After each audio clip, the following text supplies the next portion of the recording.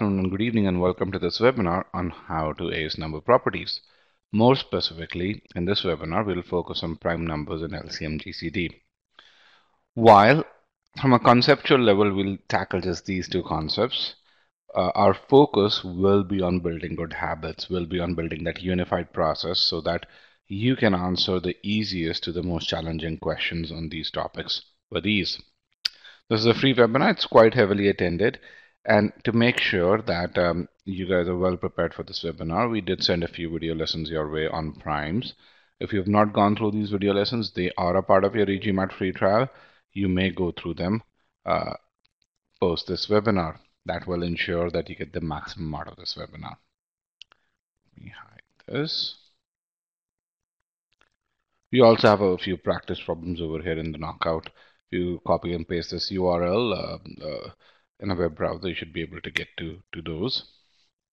And then we have a few upcoming webinars in the new year. We have a webinar on how to use GMAT reading comprehension. That's on the 5th of January, about 2 weeks from now. And then we have a free quant workshop. Think of this as a proctored mock test. If you need precise analytics on what your strengths and what your weaknesses are, and if you need help creating charting a path to a Q45, Q50, Q51, this workshop will help you get there. Since this is a free webinar, there are a few folks who are supporting us today. Saqib Husnan, who's the head of GMAT Quant at eGMAT, will be our main host today. Supporting us and helping us answer your questions today is Ashutosh Mishra, who is a GMAT Quant expert. Now let's kind of look at the makeup of this particular group.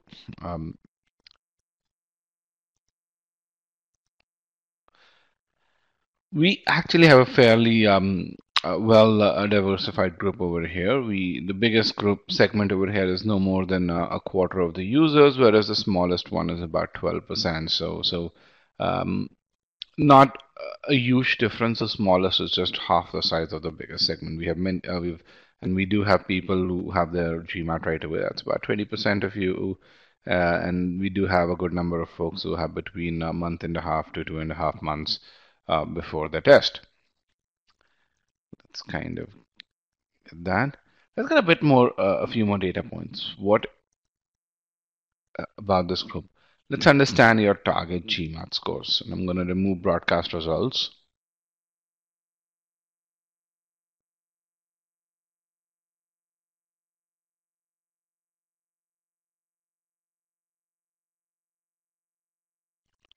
All right, based on the data that I have over here, and I have about 62 students in the webinar right now, guys. Let's get a few more responses. The question is, what is your target GMAT score?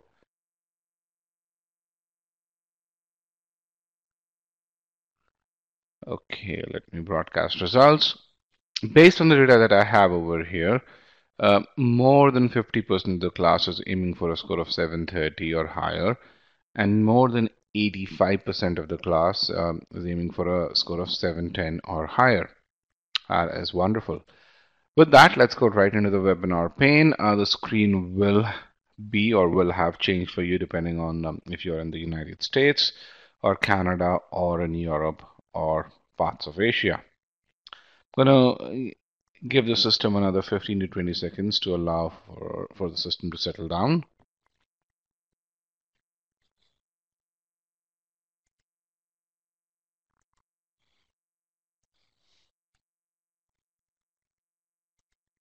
Okay, let's see a few more seconds.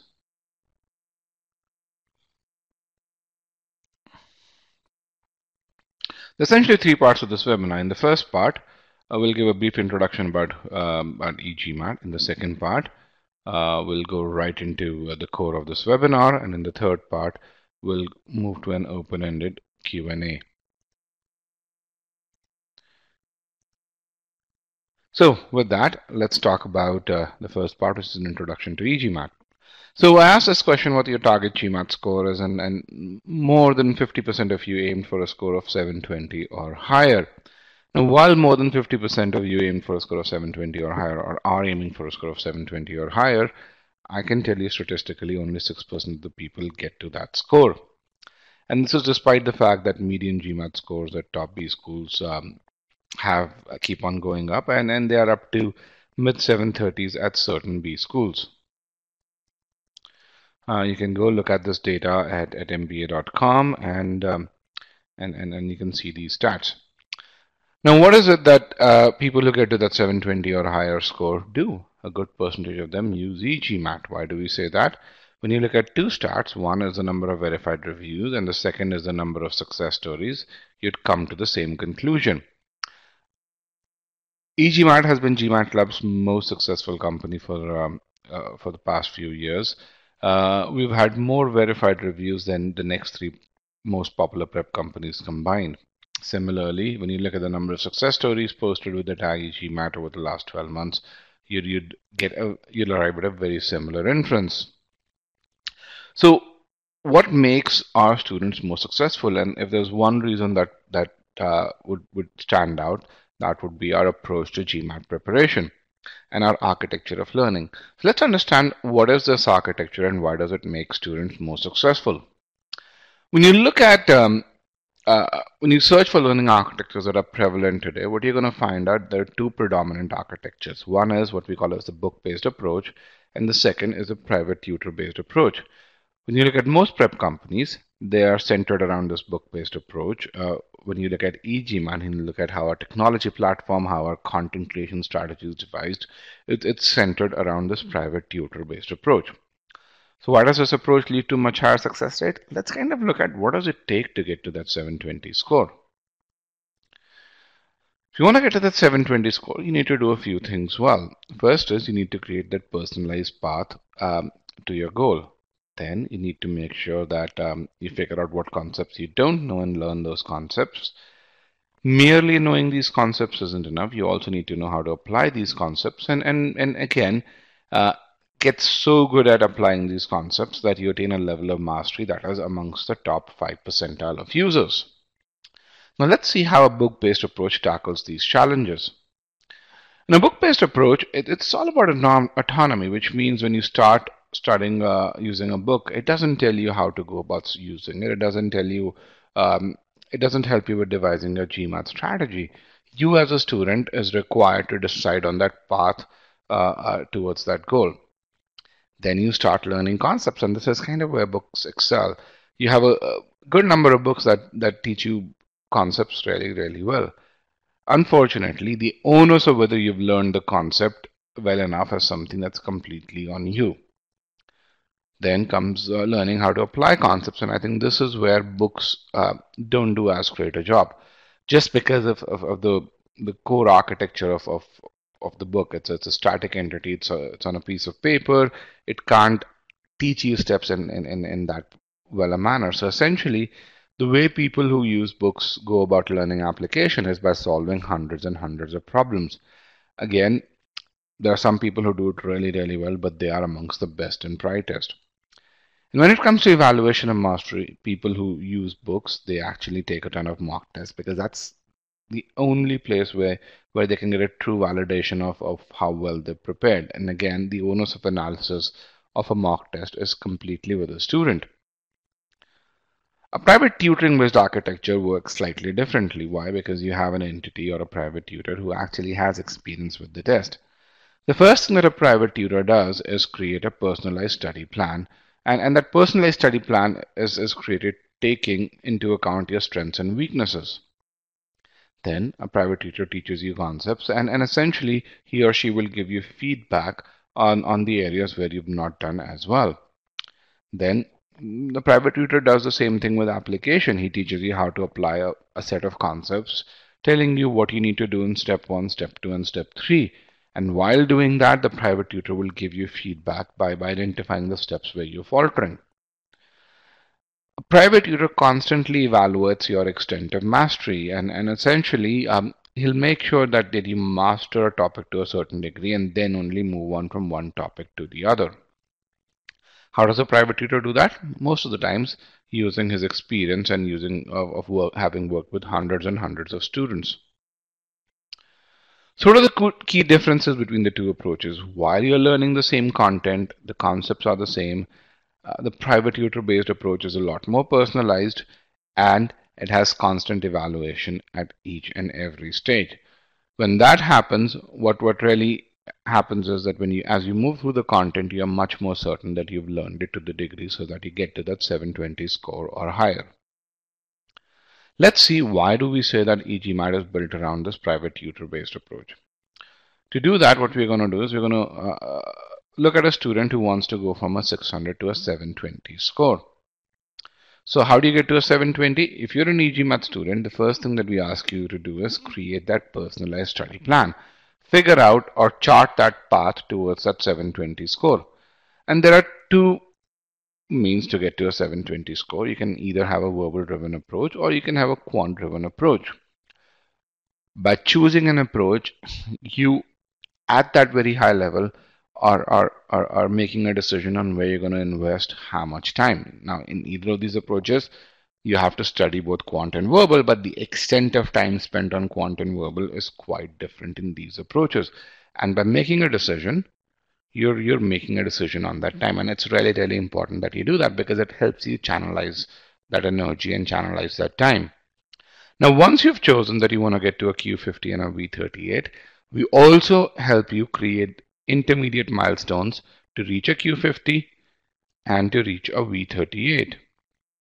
Now, these milestones are built based on a tool that we've created called GMAT Planner. That gives you, for every quant or verbal score, at least 3 to 4 permutations that you can, or combinations that you can use. Here's a screenshot for GMAT Planner. Now, let's look at some of the decisions that this particular student has taken. This student wants to master arithmetic, which what it really means is he or she wants to master number properties as well, and do above average in algebra. Similarly, on the verbal side, this student wants to master sentence correction and do really well in critical reasoning, and then do slightly above average in reading comprehension. Again, when you make those decisions, you're also making a decision as to where do you put your focus and energy, and when you do that, you're maximizing your chances of getting to that 720 or higher score. So when you do that, your preparation for quant and the same as for verbal is not just a black box where you're studying. It's defined in a set of neatly defined milestones. And then for those of you who attend the quant workshop a couple of weeks from now, you'd really see that these milestones are even more fine-grained than what's listed over here. And when you achieve those milestones, you can be very certain that you can achieve that Q50 score. So that was about study plans. Let's talk about learning concepts. Remember, a private tutor teaches you concepts and gives you feedback on those concepts. This is a divisibility and remainders concept that we have in our number properties module. What you rarely see is dedicated concept files and then dedicated practice quizzes along with it. Now, when you look at a competitive course by Magoo, what you'd rarely see is just a couple of files over here. There are essentially no assessments, there's no feedback over here. What this looks like is, and what this reads like is like a book. This is a screenshot of what goes inside a concept file within the eGMAT course. What you rarely see is that there's a detailed video solution for each and every concept. Everything's really well illustrated. And this all comes with animation. You don't see all of this information at once. It's beautifully choreographed with voiceover. And when you get practice questions, and you get practice questions right then and there. So you learn the concept, you really look at how to apply that concept, and you practice on that concept within the same video file. And we track this information. When you look at the Magoo course, it's not nearly as visual. This again seems like a book with audio-visual instruction on top of it. Next comes the application of concepts. Remember, a private tutor teaches you how to apply those concepts, outlining what you do in step 1, step 2, step 3, and so on and so forth. In the eGMAT course, we have a specific file called an application quiz in which we teach you how to do that. These are specific entities where we teach you all the steps to approach a divisibility and a remainders question. Then we have practice files which are right after these questions over here, in which you can assess and you can really see that these scores give you feedback that are personalized to you. We've also outlined a set of official guide questions that you can practice right away. So you get some additional practice and you can really see how well you're performing on those questions. And this is how every module is architected, and this is the kind of feedback that we provide with every module. When you look at the Magoo scores, what you really see is there is no application file. There's just one quiz towards the end, and which is common to divisibility, prime, squares, GCD, LCM, and even an odd. Now, why is this important? Why should you get that feedback? Because you're not just learning these concepts, you're learning these concepts with an aim to get to that 79 percentile or that 93 percentile, whether you're talking about algebra or arithmetic. Let's talk about the evaluation of mastery aspect. Remember, a private tutor, while teaching your application, constantly evaluates you, and he or she makes sure that you move to that next topic only after you've achieved that level of mastery. We've built a tool called ScholarinMe in which we have ability quizzes. That's an excellent means to evaluate you. When you take an ability quiz, you also get corresponding stats with it. For example, if you take an algebra ability quiz, you get these stats, and it's fairly easy to really see that functions and inequalities are two areas that you need to go back and revise. You really don't need to focus on quadratic and exponents. And when you get these fine-grained analytics, to go from a 64 percentile to a 79 percentile in algebra is not as difficult.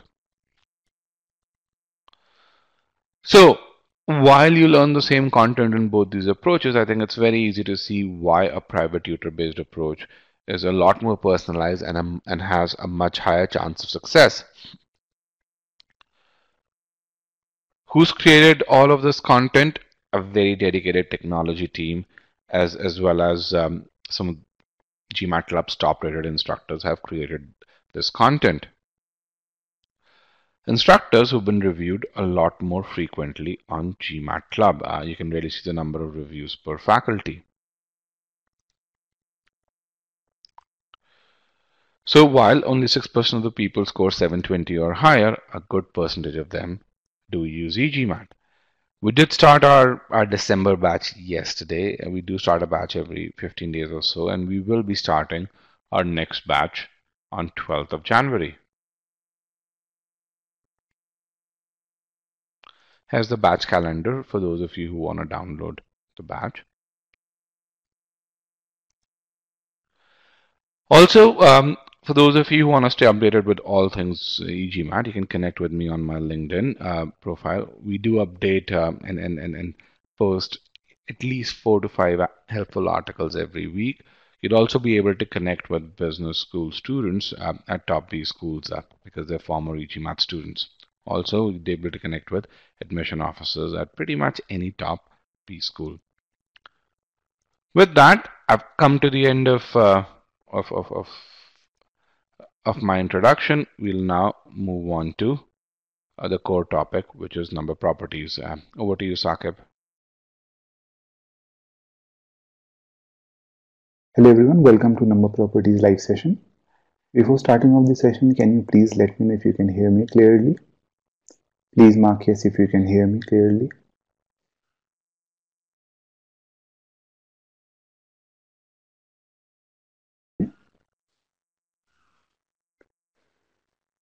Okay, I can see that some of you are not being able to hear me clearly. Let me...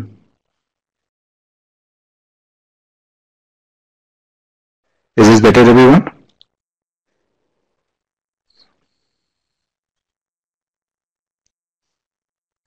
If you can hear me, please mark yes.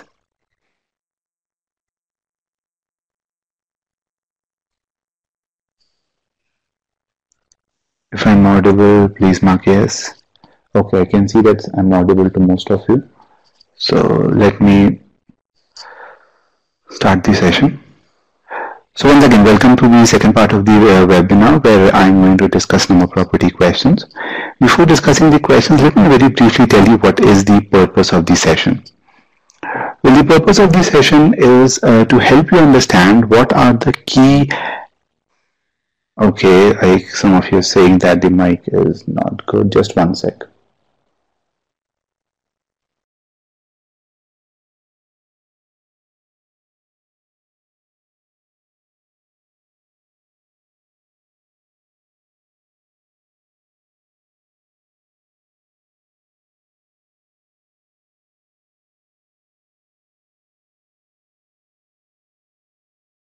Alright guys, Saqib is just testing checking his microphone.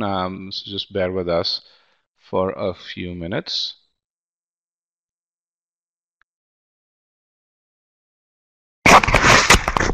Is this better, everyone? Hear me clearly? Let me bring up the poll once again.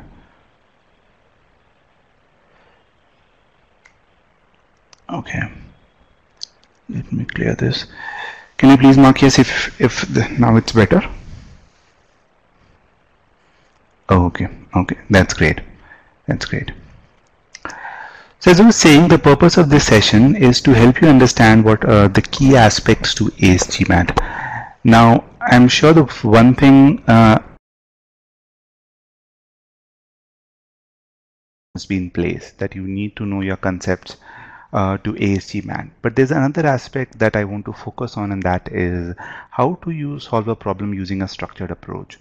So especially when you're solving difficult and medium questions, a lot of students falter because they do not know how to approach the question even if they know the formulas. So I'm going to focus a lot on how you should, apart from the concept, how you should use your structured approach to solve the question. As far as the progression of the second part of the session is concerned, I'll start off with some warm-up questions.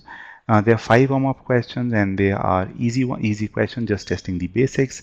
This will help me understand and gauge your current ability, and I'll give you brief feedback on them. Then we'll move on to some PS questions of 650 to 700 level. As you can see, they are 3 in number, and we'll solve 4 questions which are PS questions which are 700 plus level. Finally, we'll wrap up with 3 DS questions which are also 700 plus level. Okay, we'll start off with the warm-up questions since these questions are based on divisibility and remainder. And I'll give you feedback, as I told you, to help you understand on the conceptual knowledge. These are very basic questions, just testing the concepts. So I'll give you feedback on that. But I won't be providing a very detailed solutions because they are really easy questions, and I'm assuming that you must have gone through the concept files before attending this webinar. So I'm going to present the question, and what you need to do, and I'll bring in a poll. You solve the question, I'll give you sufficient time to solve the question, and once I see enough responses, I'll end the poll and start the discussion.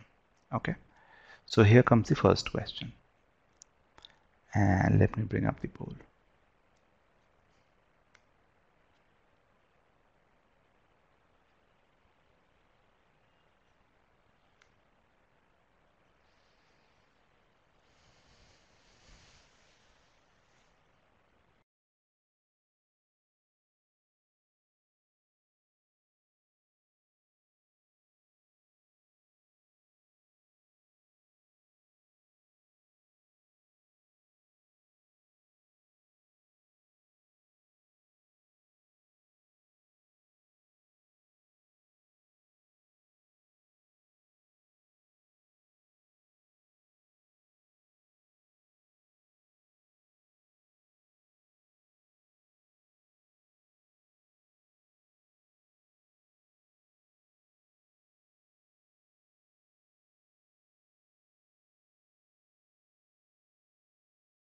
Another 10 seconds, everyone, then I'll end the poll.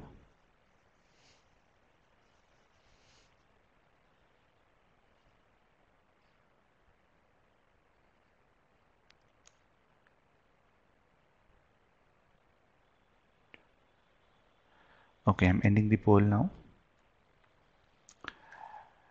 Okay, before broadcasting the result, let me ask you a few questions. So in this, the question that is given, first question, we are told that we have a 3-digit number whose digits are consecutive, and we need to figure out whether that number z is divisible by 3 or not. So how do I find out whether a number is divisible by 3 or not? Can anyone tell me? You can type in your response in the answer presenters question. What is the divisibility rule of 3? Yes, the sum of digits must be divisible by 3. So this is something which you need to know. If you do not know, then it will be kind of difficult to solve the question. So I know that the 3 digits are consecutive, so I'll simply assume the digits as x plus 1 and x plus 2, and I'll add all the 3 digits. When I add these 3 digits, what I'll get is 3x plus 3, and I can clearly see that this sum of digit is always a multiple of 3. Hence the correct answer in this case would be choice B, which about 80% of you got the correct answer. So I've broadcasted the result. I hope you can see it. Now let me bring a similar question. Try out this one.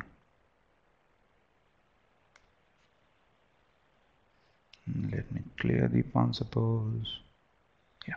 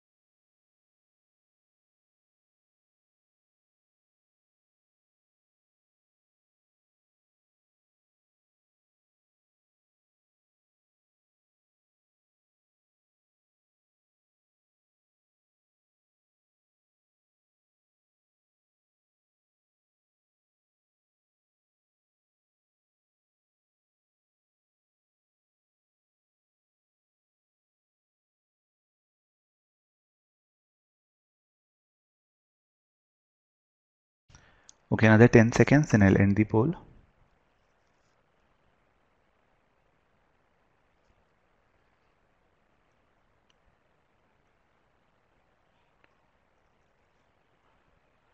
Okay, I'm ending the poll now. So I have a very interesting result here. About 58% of you think that the answer should be A, and I have about 38% of you think that the answer should be C. Let me ask you a simple question. We applied the sum of digits rule in the previous question, right? Can we apply the same rule in this question? Kindly mark yes or no. Can we apply the same rule? Sum of digits rule?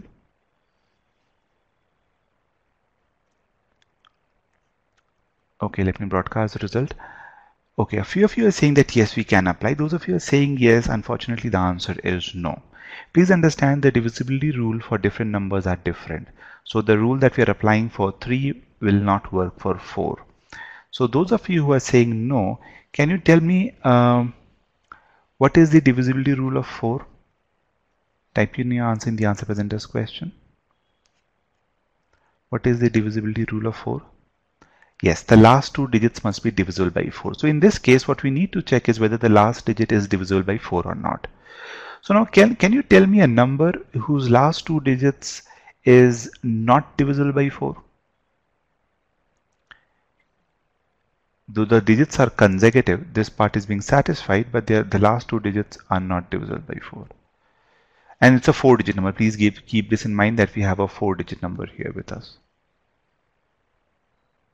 Yes. So see, how you need to solve it is you can think of it in this way, that z could be odd. In this case, it could be 2, 3, 4, 5, right? And even if z is even, there are 2 scenarios possible. One of the scenario is that the last 2 digit is divisible and the last 2 digit is not divisible. If it is divisible, then the number could be 3, 4, 5, 6. If it is not divisible, then the number can be 1, 2, 3, 4. So there's an instance where the number is divisible and we have another instance where it is not.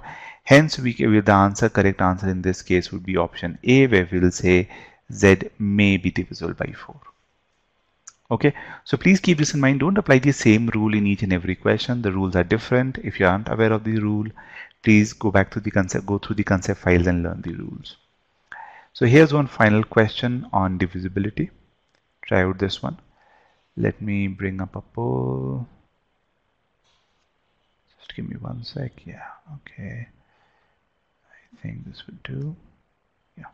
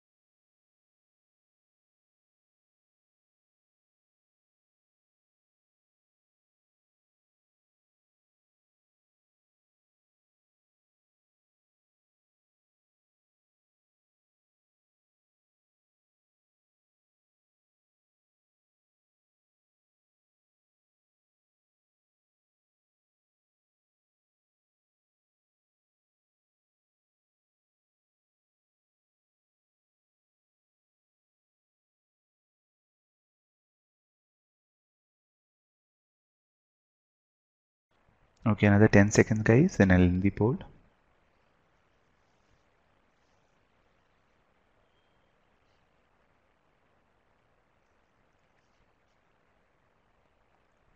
Okay, I'm ending the poll now. So about 82% of you think that the answer should be C, which I think is the correct answer if I remember correctly. But I have a few other responses. A few of you marked A and B also. So very quickly, tell me, what is the divisibility rule of 8? How do I know whether a number is divisible by 8 or not? What should I do? The last 3 digits, exactly. So in this case, I have to find a number which is closest to 8, 2, 3, 4, 6, 7. So I'm looking for a closest number. So first of all, what I'll do is I'll take the last 3 digits and see whether this is divisible by 8 or not. Obviously, it is not, because on dividing 897, I get a remainder of 1. Now, when I'm getting a remainder of 1, that means this number is 1 higher than the closest multiple of 8. So what I really need to do is subtract 1 from it to get to the closest number. So the correct answer in this case would be option C. Now, a few of you ended up marking option A. What mistake did you make? Do you realize your mistake? Even Yes, exactly. So some of you might intuitively add 7 to this, thinking that, okay, let me add 7 and I'll get the multiple of 8. Those of you are doing that, you miss the word closest out here. So please make sure that if you are marking A and you added 7 to it, then you did not read the question properly, and that you need to do so from further. Okay. Now these are the 3 questions based on the divisibility of a number, special numbers. Now let me ask you questions which are now based on the general divisibility rule based on quotient, remainder and divisor. Try out this one.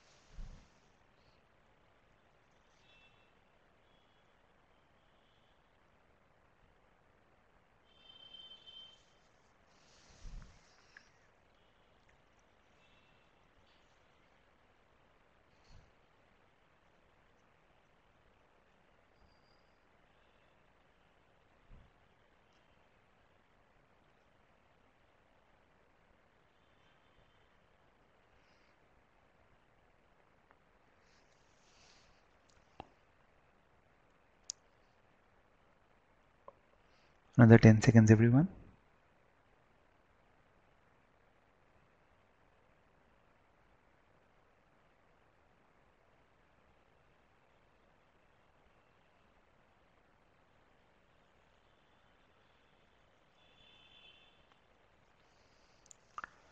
Okay, I'm going to end the poll now. So if there's anyone else who wants to put in their responses, please do so.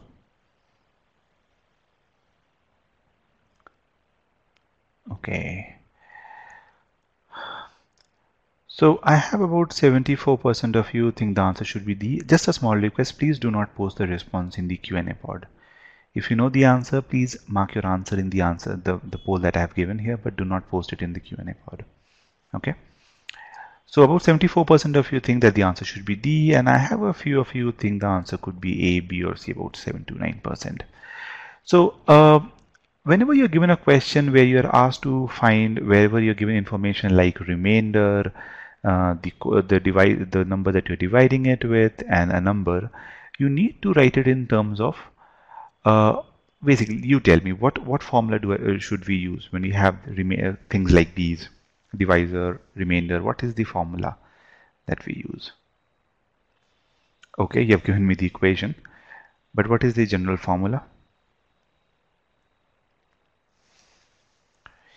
Yes. So the basic formula that we need to use here is dividend is equal to divisor into quotient plus remainder. Here the dividend is the number that is being divided, so in this case the number is n. Okay, and the remainder is 3. The divisor in this case is 204. What I need to find out is what is the remainder when n, that dividend, is divided by 4. So what we are basically asked is, n, if I write it in the form of n is equal to 4p plus small r, what is this small r? Now, very important question. What inference can we make about small r? I'm not asking the answer. Please understand this. I'm not looking at the answer. Once you write this expression, what is that one constraint that we have on r? Can r be, say, 5, 6? Is it possible for r to be, say, 5? Yes, it should be less than 4. So please keep this in mind that the remainder is always less than the divisor.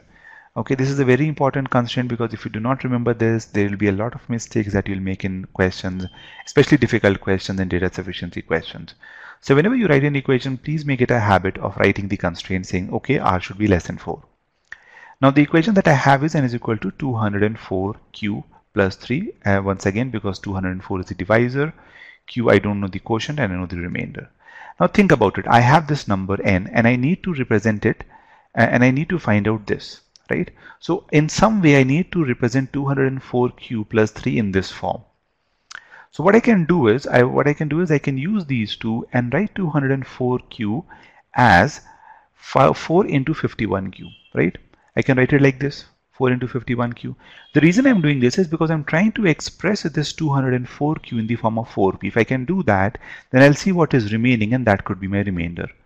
So what that means is that I can write n is 204q plus p as 4 into 51q plus 3. So this 51q becomes your p, okay? And as you can see, your r in this case would be 3 itself. So the answer in this case would be 3. Option D. Okay? Please mark yes if this is perfectly clear. Please mark yes in the yes and no poll if this is clear. In case you have any doubt, let me tell you, you can ask your questions. Once the question is complete, there may be a possibility that I might move to the next question. So in case you have any doubt, you should ask your questions in the Q&A pod. Ashutosh is there to support the session, and he will definitely answer your question. Okay, so if you're saying you haven't understood, you need to really tell me what is it that you haven't understood, so that... Yes, Anurag, you can do that also. You can simply divide 204p plus 3 by 4. And that is the same thing I'm doing. I'm just writing it in a different way. So if you divide 204p, you will get 51p, right? So that is a different way of representing, nothing else. Okay. So now let's move on to the next question, which is similar to this. Try out this one. And let me bring up the poll.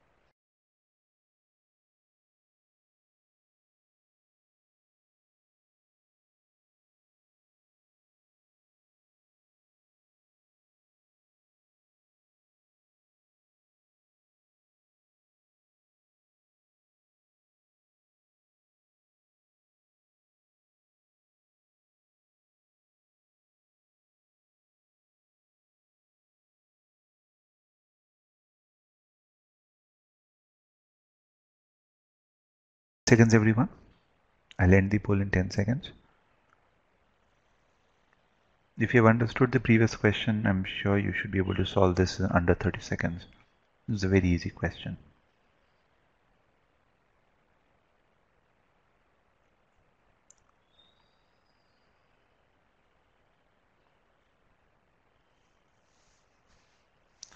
Okay, I'm ending the poll now.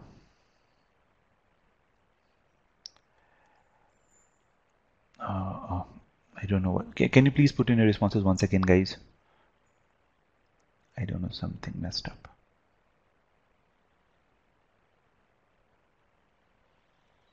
Can you put in your responses again?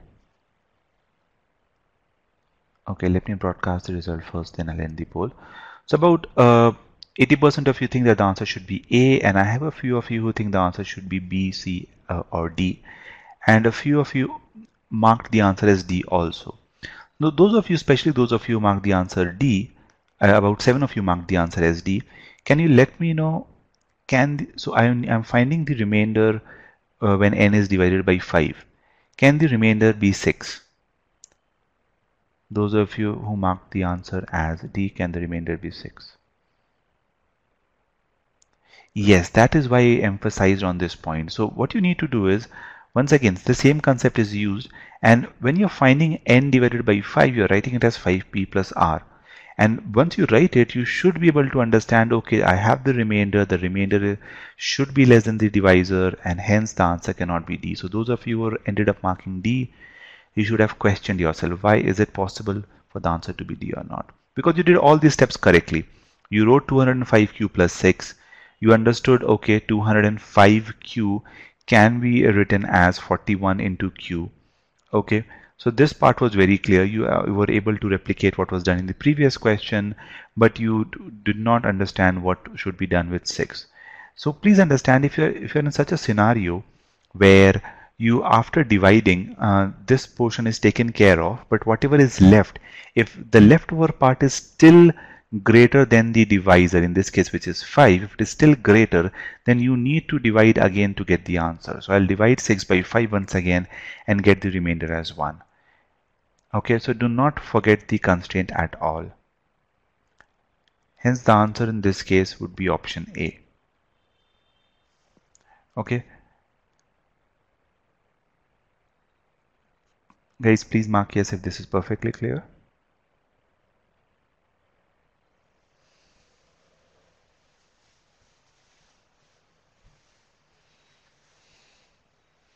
Once again, I can see if one or two of you who are still saying no. I would urge you to ask your questions in the Q&A pod, and Ashutosh will help you resolve your queries.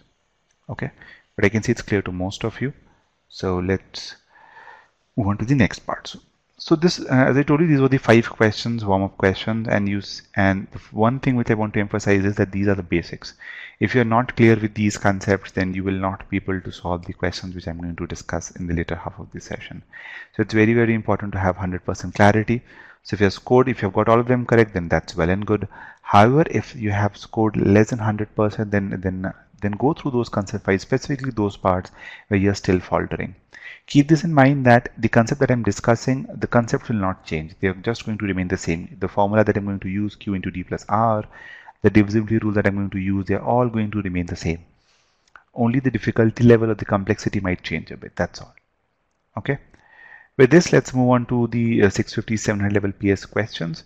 And they are roughly based on the same things that we have discussed in the warm-up section. So try the first question here.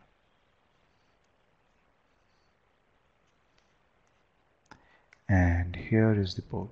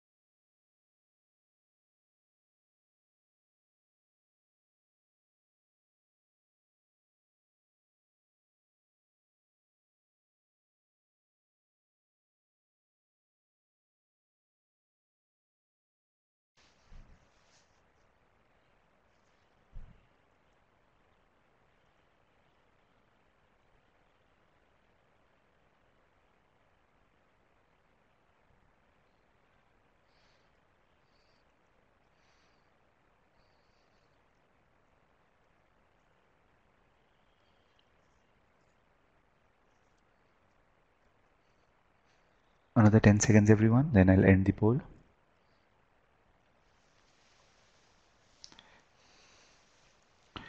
This is a very easy question, everyone. Even if you do not know high-level concepts, you should still be able to solve it.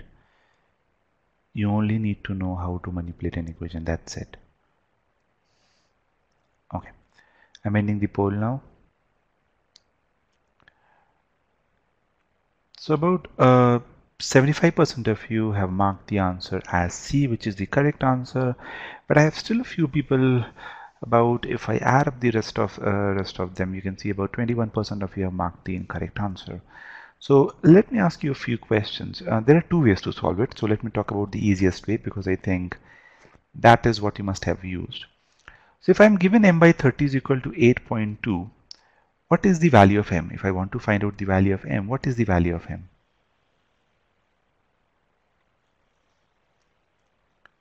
Yes. Now once you have the value of m, there are two ways to do it. So I'm talking about the first one. You could have simply multiplied and said the answer, after multiplying you're getting 246.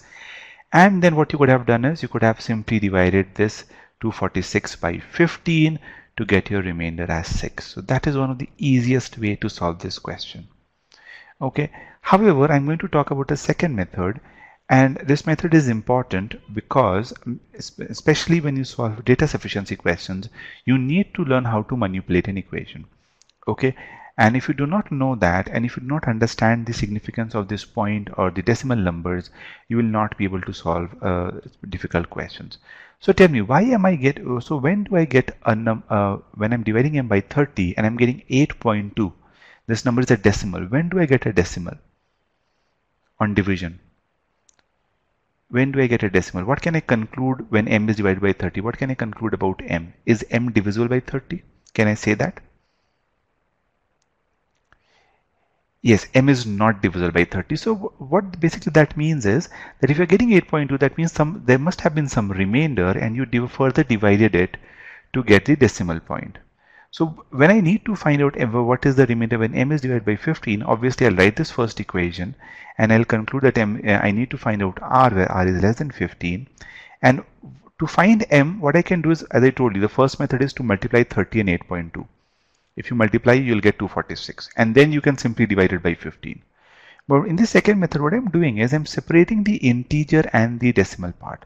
The reason that I'm doing this is because, see, this 8 plus 0.2, I'm first of all splitting it into 8 plus 0.2, and I'm writing it in this way because this integer is, this 8 is basically the quotient, and this 0.2, the whatever you get after the decimal, is something which you're getting because there was something extra, or the number is not divisible, so there must have been some remainder. So the remainder portion comes from the decimal part. So whenever you're solving this question, what you can do is, such kind of questions, always split it into two halves, okay, that integer and decimal part. And once you split this up, you'll get something like this. Now notice that this 30 into 8 can be written as 15p. I can simply write this as 15 into 2 into 8, so this becomes 15p. And when you multiply 30 and 0.2, you'll get 6. And since this 6 is less than 15, we can conclude that the remainder is equal to 6. Hence, the correct answer is C. Is this clear, guys? Kindly mark yes if this is clear. Let me bring up the poll, yes and no poll. If this is clear, please mark yes.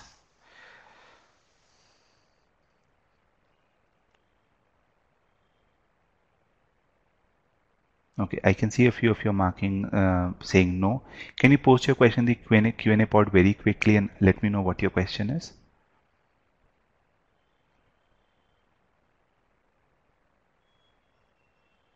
Anyone?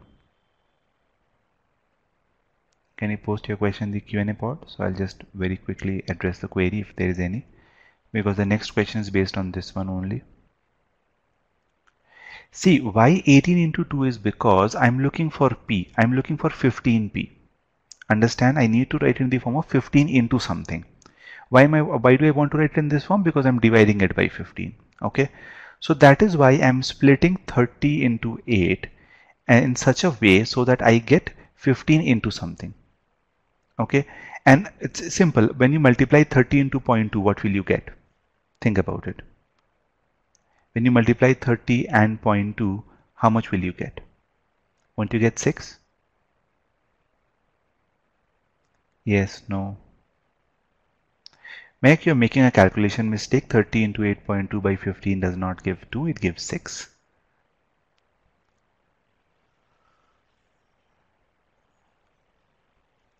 Is this clear, guys? How am I getting 6?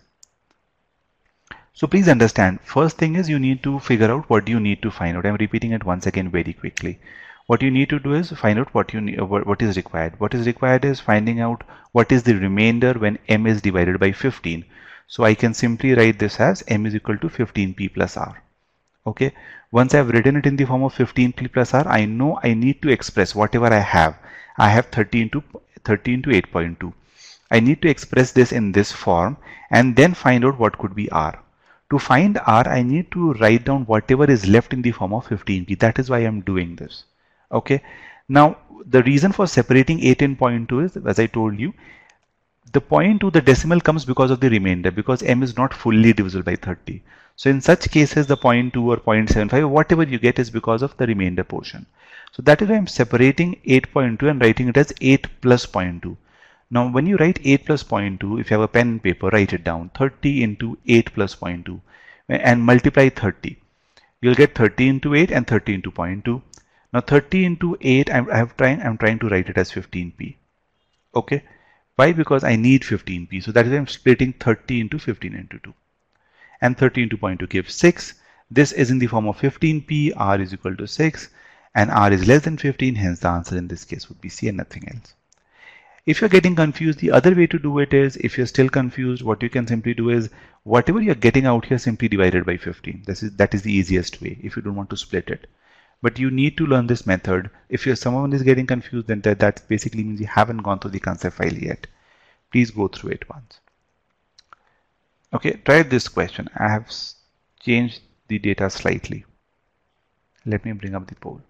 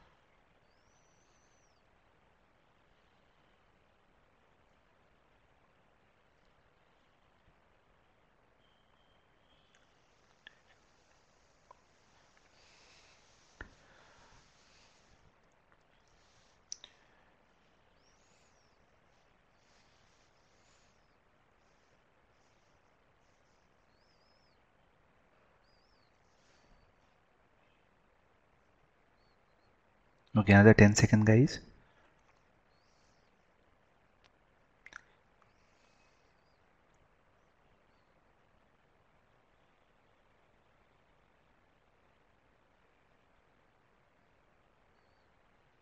Okay, I'm ending the poll now. Okay, let me broadcast the result.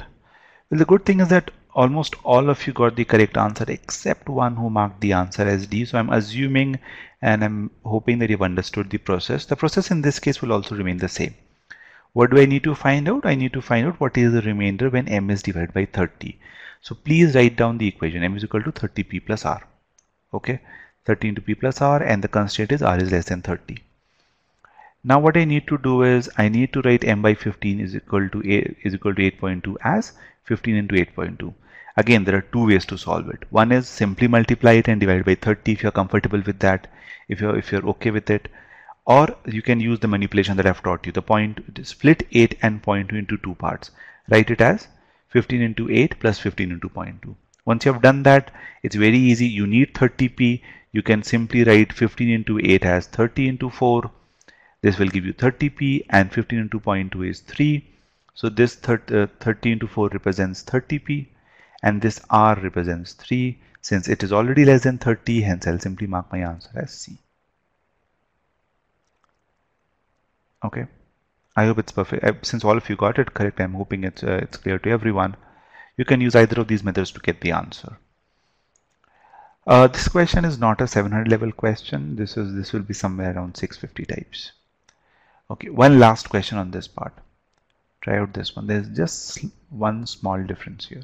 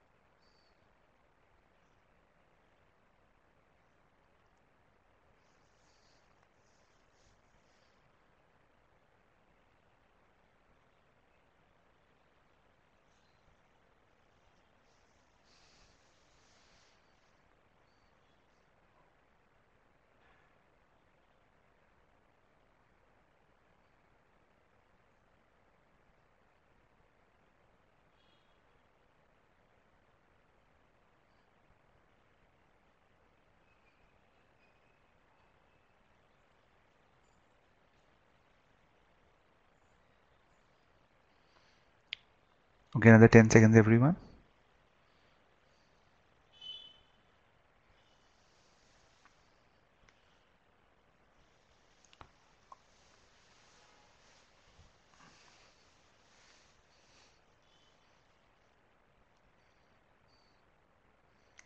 Okay, I'm ending the poll now.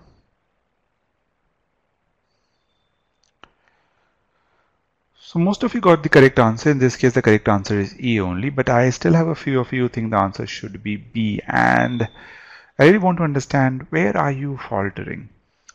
So obviously the question does not change here. In this case also, I am looking at 30p plus R, but there is one challenge here. If I write 15 into 9.2 and split it up, I'll get this. Now what is the difference between the previous question and this question? Why is the answer not 3 in this case? Can anyone tell me? I've opened the answer presenter's question. Why is the answer not 3 in this case? 15 into 0.2 gives me 3. 135 is not divisible by 30. Absolutely, that's a correct answer. I know you multiplied it, but the main thing that you need to think here is, can you write 15 into 9? Let me use my arrow. Can you write 15 into 9 in the form of 30p? So to get a 30, you need a 2, right? 15 into 2, and you cannot get a 2 from 9. So that is the only difference here. To get a 2, you need to split 9 now. So again, as I told you, if splitting becomes complicated, the best way is to multiply it and then divide it to find out the remainder. That's fast. But if you're looking at the splitting part, what you need to do is write 9 as 8 plus 1. Split it. Why am I splitting it as 8 plus 1? Because 8 has a 2 in it. And when I multiply 15 into 8, I can definitely write it in the form of 30p. So when I multiply it, I get this. And now 15 into 8 is nothing but 30 into 4. Okay. Now this 30 into 4 takes care of 30p. So I am now I don't need to worry about this part now. What am I left with? I am left with 15 into 1 and 3. When I add it up, I get 18. And this 18 we can clearly see is less than 30, and hence this 30 into 4 plus 18 represents 30p plus R. So I can confidently say that the answer in this case would be option E. Is this clear, guys? There are still those of you who marked, especially those of you who marked the answer B. Now do you understand why the answer is not B? See, testing cases is, I don't like testing cases for the simple reason because there's nothing to test in this case especially. All you need to do is, there are two methods. Both of them are foolproof methods. First method is simply multiplying 15 into 9.2. That is, if you're not comfortable with manipulation, you can simply multiply it, but you cannot avoid multiplying. and then dividing by 30. Second is this method. The reason I'm emphasizing on this method is, as I told you, you'll come across a few data sufficiency questions later on where you'll where you'll see these manipulations will help you get the correct answer. If you use testing cases now in data sufficiency questions, you'll falter.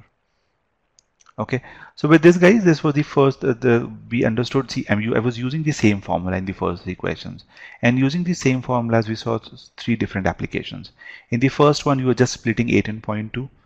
Okay, in the second question you saw that in the second question also what we were doing was we were splitting this part to get the remainder, and we also solved a question where we had to do a manipulation.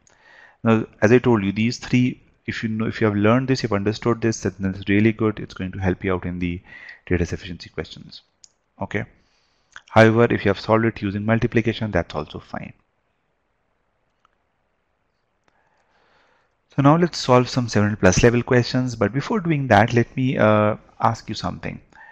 Now that you're comfortable with the divisor, quotient, and remainder, let's move and build our concept and understand a bit more about remainders. Okay, specifically just on focusing on remainders. So I'm going to ask you some very easy questions. Okay, but these questions are going to help you understand how to solve some difficult ones. So if I ask you this question very quickly, answer it. What is the remainder when 31 plus 43 is divided by 7? Very quickly. Type in your answer in the answer presenter's question. What is the remainder?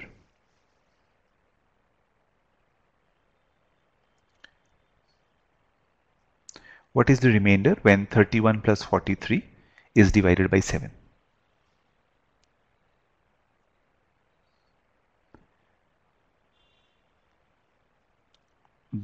I'm sure you can see the question in the screen. Okay, right? All of you are saying 4. Now, there are two ways to solve this question. The first way to solve it is adding the numbers 31 plus 43, getting 74, and then dividing it by 7. The second is individually finding out the remainder. Okay, 31 by 7, what is the remainder, and 43 by 7, what is the remainder, and then adding it up. Now, which method did you all use? The first one or the second one? The first method or the second method? Did you add and then divide, or did you individually find out the remainder and then divide it? Individuals. I can see there's a mix of both. Keep this in mind that in this case it's okay, you can use both of them. So you need to use your judgment. In this case, either of them is fine. When the numbers are really huge and you're not in the mood of adding them up, simply find out, use the second method. When the numbers are small, you can simply add them up and divide by 7. But it's okay using either of these methods. However, if I change the addition sign and put a multiplication sign out here, 31 into 43 divided by 7, what will be the remainder in this case?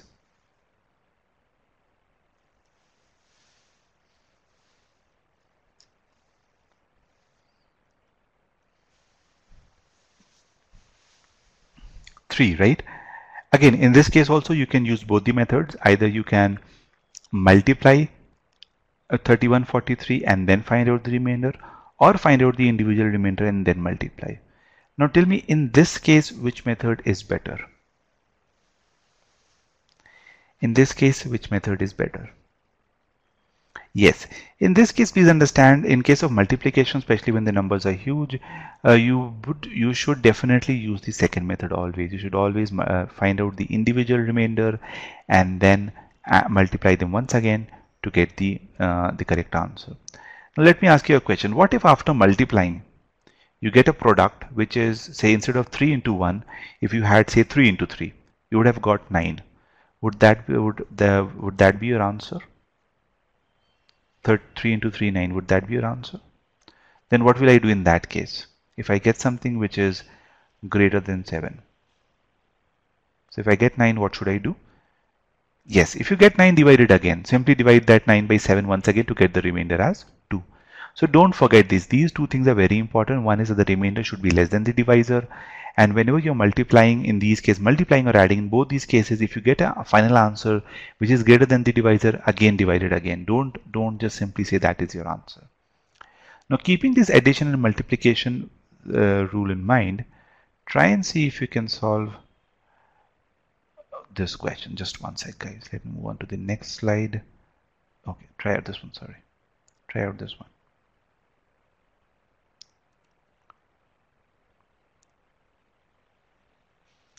And I'll bring up the poll.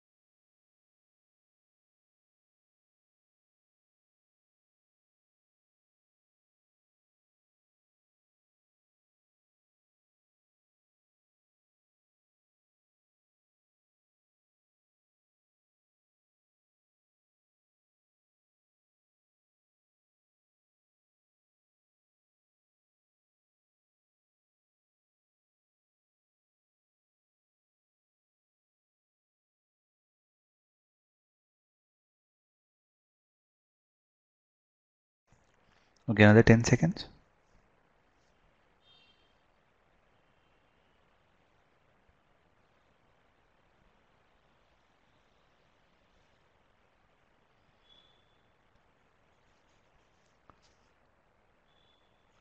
I am going to end the poll now, so if someone else wants to mark the answer, please do so. Okay, ending the poll. Well, I have an interesting result, and this is almost the kind of result I get every time when I take this session. As you can see, majority of you think that the answer should be C, which is incorrect by the way, but this happens almost in every session. I teach the previous concept and people end up marking C. Now, can anyone tell me, let me reopen, what is the problem with C? Why is C not the correct answer? Okay, bamboozled by what? 24 is divisible by 3. Okay, very simple. When I'm dividing 24 by 3, what is the remainder? 24 by 3, the remainder is 0, right? When I'm dividing 38 by 3, what is the remainder? 38 by 3 is 2. Now, what you're doing is, subconsciously, you're adding these two up and saying that the answer is 2 instead of multiplying it. Okay, so and keep this in mind. This is like really important. Whenever you have a product of a number of numbers, say 24 to the power 3, 38 to the power 5 into something, into something, into something. However, if you come across a number which is divisible by the divisor, okay, 24 by 3 is divisible, then you must know the concept of multiples, right? If 6 is divisible by 2, I'm taking a very simple example. If 6 is divisible by 2, then any multiple of 6 will also be divisible by 2. So 12, 18, 24, 30 all are divisible by 2. So in the same way, if one of the numbers is divisible by the divisor, if 24 is divisible by 3, then any multiple of it, so you multiply it with anything, it does not matter, your answer will always be 0. Okay, so please write this down and make sure that you do not forget it.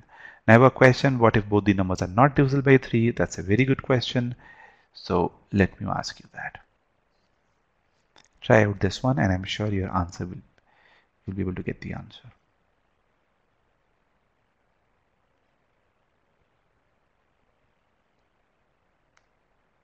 And here is the poll.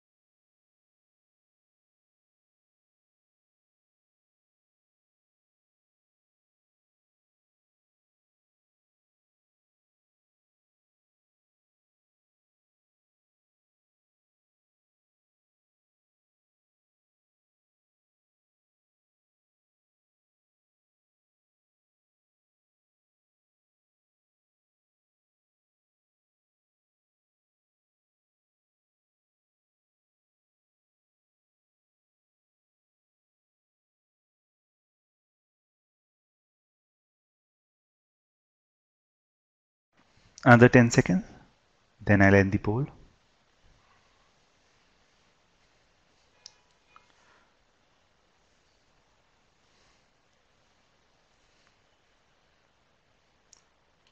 Okay, I'm ending the poll now.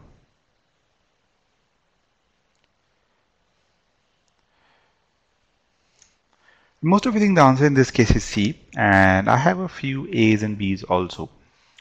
So tell me, let me ask you questions, and I hope you will be able to tell me the correct answer in this case. So when 25 is divided by 3, what is the remainder? When 25 is divided by 3, what is the remainder? It's 1, right? And when 38 is divided by 3, the remainder is 2. This is something which is you've already calculated in the previous question. Now, but the main thing which you need to notice here is there's a cube sign here. So when I find 25 remainder and 3 remainder, I get 1 and 2, which gives me 2. 1 into 2 is 2. So should I find out 2 cube, or should I leave it there only, or should I say that my answer is 2 only? Kindly mark yes who think that we should leave it. Once we get 2 into 1, we should not do anything. We should ignore the power. And mark no if you think we should consider the power. Mark no if you think that the power plays a significant role. Okay, I can see a majority of you saying that the power. Okay, I can see a comment saying ignore power. Please don't do it. Please do not ignore the power. The power is important. Obviously, the answer will be the same. There's no doubt about it. But the power is very important, and let me help you understand why. And let me ask you a very simple question, and that should help you understand. Instead, so if I ask you what is the remainder when 8 is divided by 3, okay, what will be your answer? 8 divided by 3, a very simple question. 8 divided by 3, what is the answer? 2, right? But if I ask you what is the remainder when 8 square is divided by 3? 8 square is divided by 3. What will be your answer? 8 square, which is 64. When 64 is divided by 3, the answer is 1, right? Now, did you notice I had a power in place 2? I had a power 8 square, so the power is there.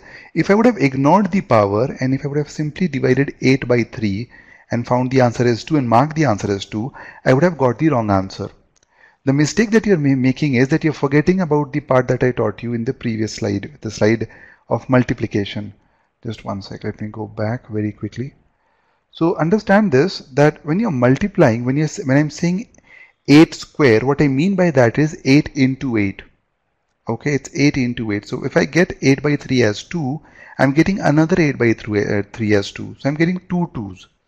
So basically you need to multiply both of them to get 4, then divided by 3 to get the remainder as 1. So the power plays a role because the power tells you how many times is the remainder getting repeated. So when you have a cube here, what it means is that when I get 2 into 1 as 2 out here, I'm basically getting 2 cube, and I need to find out what 2 cube is. Check whether 2 cube is less than 3 or not. If it is not, then again divided by 3 because that is my divisor, and then find out the remainder as 2. Is this part clear, everyone? Kindly mark yes if this is clear. You cannot ignore the power. The power tells you how many times is the remainder getting repeated. Okay, good. Because another simple way to understand it, if instead of 3, if this would have been 2, your answer would have changed. It wouldn't have been 2. So those of you who made the mistake of ignoring the power, please keep this in mind. Don't ignore the power. Find out the remainder. No, we did not ignore the power in the previous case also. I know some of you might be thinking that we did not ignore. Think about it. 24 divided by 3. Okay, you get the remainder 0. What is 0 to the power 3? 0 to the power 3 is 0 only, and 0 into anything will give me 0. That is why I did not focus on the rest of the terms. I could have found 2, I could have taken 2 to the power 5, I could have done all those things, but that is not necessary here because I already know I am getting a 0, and 0 multiplied by anything will give me 0. Okay, so the power is never getting ignored. Please keep this in mind. Yes, if it is not 0, then it is necessary, because understand, if it's a non-zero number, if it's a 2, then 2 is getting repeated 3 times and 2q gives you 8. 0 repeated n number of times will give me 0 always. Okay, so the way to solve this question is the step 1 is to first of all ignore the powers. If you want to remember it stepwise, which will help you get more clarity, is the first step is forget the power, solve whatever is inside it. Okay, the way I did it, I forgot the power and I solved whatever is inside it, 25 by 3, 38 by 3.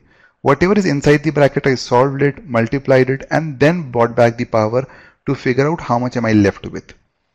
Once I got that, then I divided by the divisor again, because whatever I have here is more than 3. That is why I need to divide it again and get the remainder. Okay. So with this, I hope you have it's perfectly clear now that if you have addition sign, you can individually add the remainders to get the answer. You can multiply to get the answer, and in case of powers, you first of all solve whatever is without the power and then bring back the power to find out the answer. That is how simple it is. See, in GMAT you will not get very large powers, believe me. In GMAT you will never have powers which are very high, and there could be a few scenarios, okay, where the power could be high. 1 or 2 scenarios which I am going to discuss in the next slide, just in case if you get a very high power. The power, again, let me be very clear, will not exceed more than 5 or 10. Very rarely you'll get a power which is really high.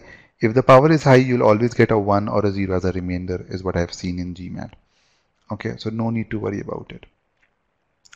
But to answer your question, if there's a scenario where the power is high, what should I do? Okay, in that case, think about it. So to solve that question, there's something which is known as a negative remainder. But let me give a disclaimer now only, and let me be very clear. GMAT does not test us on negative remainders. Okay.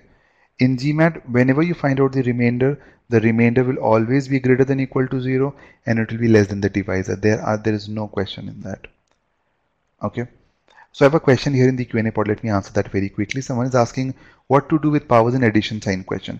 It will work in the same way. It does not matter if it's in the addition sign or the subtraction sign. If you have, instead of the 3 of the power 3, which is here, if you have 31 to the power 3, 43 to the power 3, does not matter. Solve 31 by 7 first, then bring back the power. Solve 43 by 7 first, then bring back the power. Find out that value. If that is greater than 7, divide it again. The process will not change. It's very simple. Forget the power, divide, find out the remainder, bring back the power, find what is the value, see if it is greater than the divisor, divide it again. Okay. Now, as I was saying, in GMAT you'll always be tested on positive remainders. Whenever you are finding out the final answer, that has to be positive and integer. Not positive. Let me be accurate. It has to be non-negative. When I say non-negative, that means the remainder can be a 0 or a positive number, and it has to be less than the divisor. Okay. Is this part clear? I hope that, because this is very important. Please mark as if this is clear. The remainder can be 0 or positive and less than the divisor. Okay. Now, if you look at this equation, dividend is equal to divisor into quotient plus remainder. This is just an equation, right? Which we can manipulate it in the way we want to. So, for example, again, I'll take very simple equations to help you understand. Like say 5 by 2. If I'm dividing 5 by 2, the remainder is 1. It's clear to everyone, I'm sure. And this comes from the fact that I can write 5 as 2 into 2 plus 1. Okay. This is the divisor, this is the quotient, and this is the remainder. Divisor, quotient, and remainder. Another example could be 8 by 3. 8 by 3 gives remainder 2. 8 can be written as 3 into 2 plus 2. Okay. Now, let me ask you a simple question. What if I try to write this equation, especially this equation, 5 is equal to 2 into 2 plus 1. If I write it as 2 into 3 minus 1, is this equation incorrect? Kindly mark in the yes and no poll. Is this equation incorrect? Equation, I'm talking in terms of equation. I'm not talking in terms of divisor, quotient, remainder. Think in terms of this. Is the left hand side, right hand side equal or not? Left hand side is 5, right hand side 2 into 3 minus 1 gives me 5. Right? So the equation is correct. Similarly, can I write 8 as 3 into 3 minus 1 or not? Yes or no? Can I write 8 is equal to 3 into 3 minus 1 or not? We can write it. Yes. Now look at this. Look at these two equations. In this case, I had a +1 and a +2. But what I'm doing out here is I'm trying to write the equation in such a way that what I get at the end, basically this portion, specifically the remainder portion, I'm getting this as -1. Okay. Now this is what is basically known as negative remainders, and negative remainders are only used when I'm mainly focusing on -1.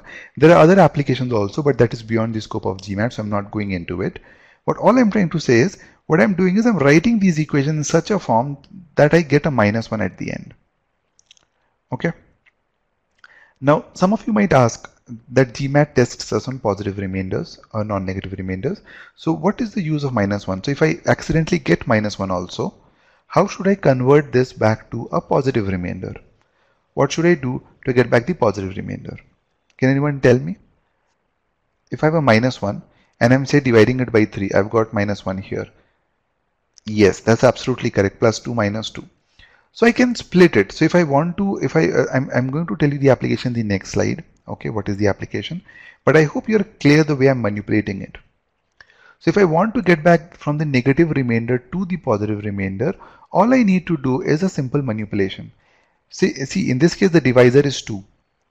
So what I'll do is in 2 into 3 minus 1, I'll add +2 and -2. Now you don't need to do all this step. I'm just showing you. Okay. What is important is for you to understand what is the final result. So 2 into 3 minus 1, I've added +2 -2 because +2 -2 gives me 0. So it is not affecting this equation at all. I'm taking this -2 this side. If you can see -2, I've brought it here, and -1 +2, I've clubbed it together. So notice now what the equation that I have is 2 into 3 minus 1 and -1 +2. This is the highlighted part is very important. This -1 +2 basically shows me that if I have a negative remainder, I can get back the positive remainder by adding +2. And what is this +2 in this case? This is the divisor.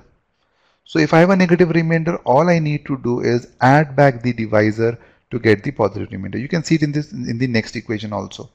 If this equation I'm adding +3 -3. Why +3 -3? Because the divisor is 3.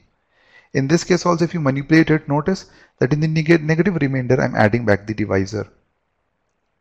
So the final takeaway from here is that if you want to get the positive remainder, all you need to do is in the negative remainder add back the divisor, whatever that divisor is. And please keep this in mind. There are two mistakes which students make. One is once they get a positive remainder, they sometimes add a divisor for the sake of adding it. Please don't do that. This is only in the case when you have a negative remainder. That is point one. Some of you might be wondering how to know when to get a negative remainder. When is it possible to write it as -1? So a neat trick or a neat way to understand it is to look at what you can do is you can write it in the form of divisor, quotient, and remainder and see what is the remainder. Okay. Now if this remainder, look at this remainder, this is 2, right? This 2 is 1 less than 3. Yes or no? The remainder in this case, this 2 is 1 less than 3. I hope this is clear, but please mark yes if you can see this. This 2 is 1 less than 3. Notice in this case, the remainder is 1. This 1 is basically 1 less than the divisor, which is 2 in this case. Yes or no? So what you need to do is write it in the positive remainder form. And if you notice that the remainder that you are getting is 1 less than the divisor, then that means you can automatically write it in this form. You can write it in the form for negative remainder. You can -1 form, definitely. All you need to do is instead of 3 into 2 plus 2, you need to write it into 3 into increase the quotient by 1, and then you can get it by -1. So there are two things. One is, if you want to know how to write in the form of negative remainder, simply look at the remainder.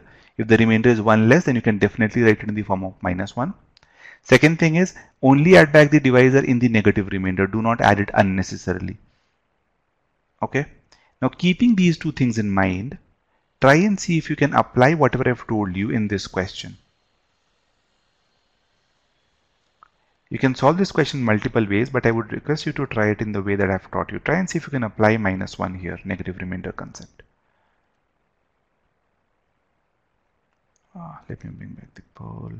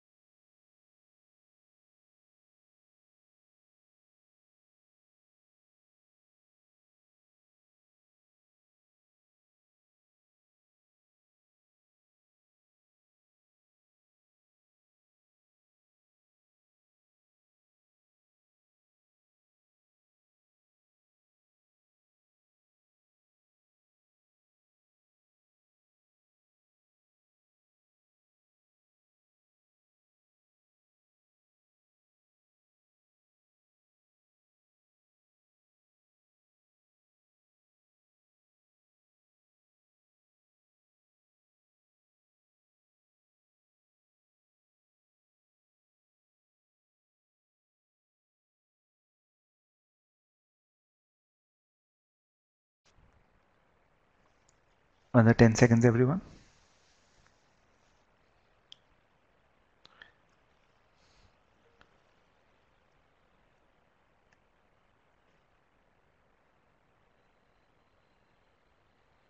Okay, I'm ending the poll now. Let me broadcast the result. Just one sec. Okay. So I have about 92% of you who think the answer should be D. Now, there are two ways to solve it. Let me discuss both the ways. The first thing is that in this case, obviously there is multiplication addition both involved. So somebody asked how to solve these kind of questions. Now, in this case also we'll split up and solve. We'll split it into two expressions and solve each one of them individually. Now this part 24 into to the power 3 into 38 to the power 5 is already something which I have done, and we know the remainder is 0. So I'm sure you must have automatically wrote this as 0. The main challenge is here, 17 to the power 7 by 3. Now let me ask you this question. When 17 is divided by 3, what is the remainder when 17 is divided by 3? Anyone? What is the remainder when 17 is divided by 3? Okay. So should I write it as plus 2 or minus 1? So one way to write it is as 3 into 5 plus 2. That is obviously there, you can write it. But you should have noticed if I'm writing it as 2 and this 2 is 1 less than 3, that means I can definitely write it in the form of negative remainder. Yes. So those of you are writing it as 2, it's totally okay. But keep this in mind, when you have a power like 2, if you take 2, then you have to find out 2 to the power 7.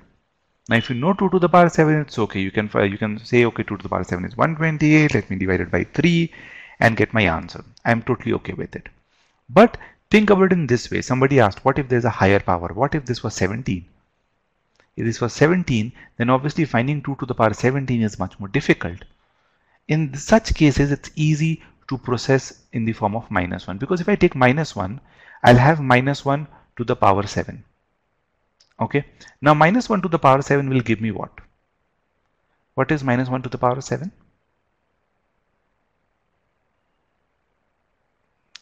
Minus 1, right?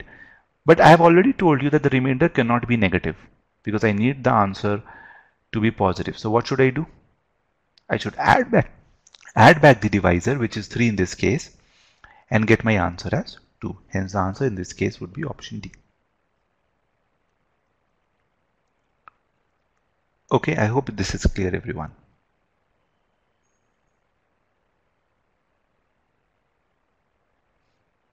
Okay, try out this one. This is almost the same question with a slight change.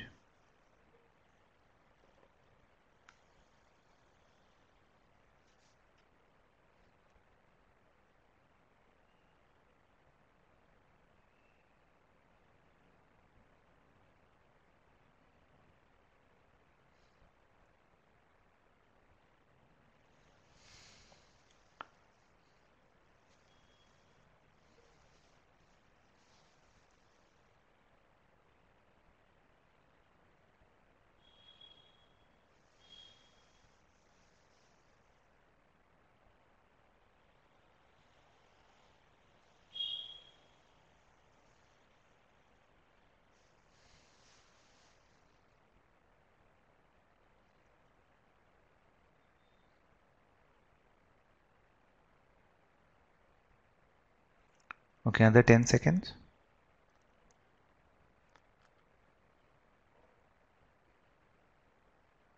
Okay, that is why I was wondering, why is everyone marking the same answer? Okay, my bad, guys. But I guess it does not matter much.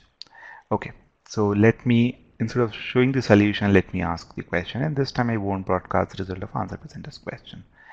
So in this case also, the first few steps will remain the same, so I'm not going to elaborate this. 24 divided by 6 obviously is 0, so this will be 0. I hope this is clear to everyone.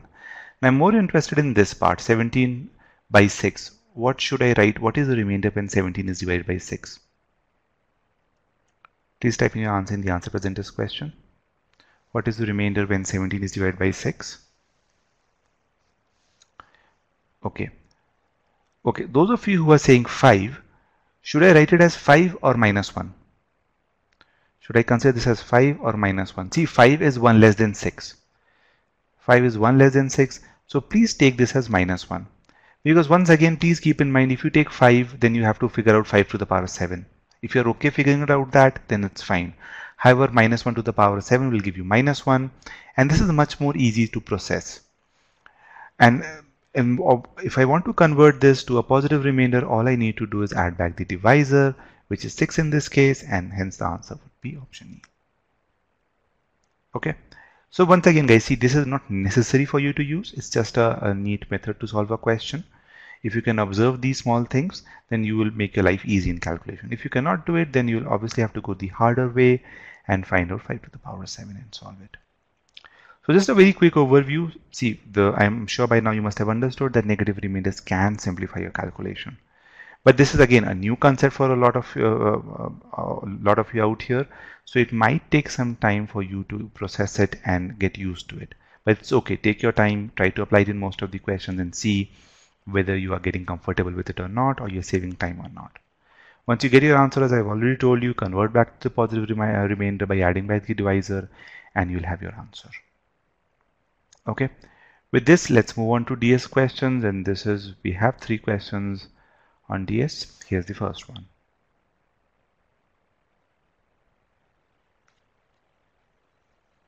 And this time I'll make sure the results are not broadcast.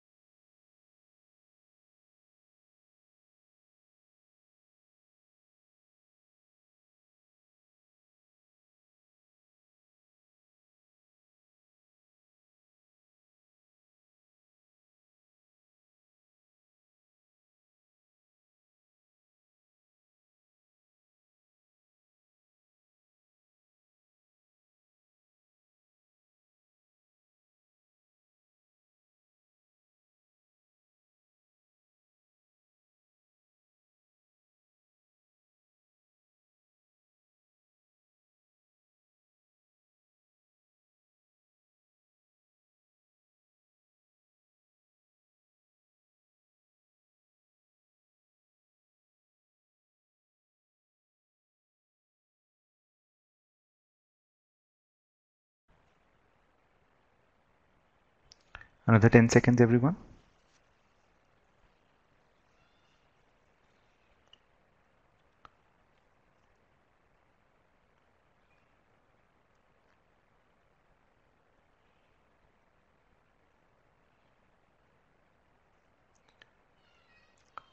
Okay, I'm going to end the poll now.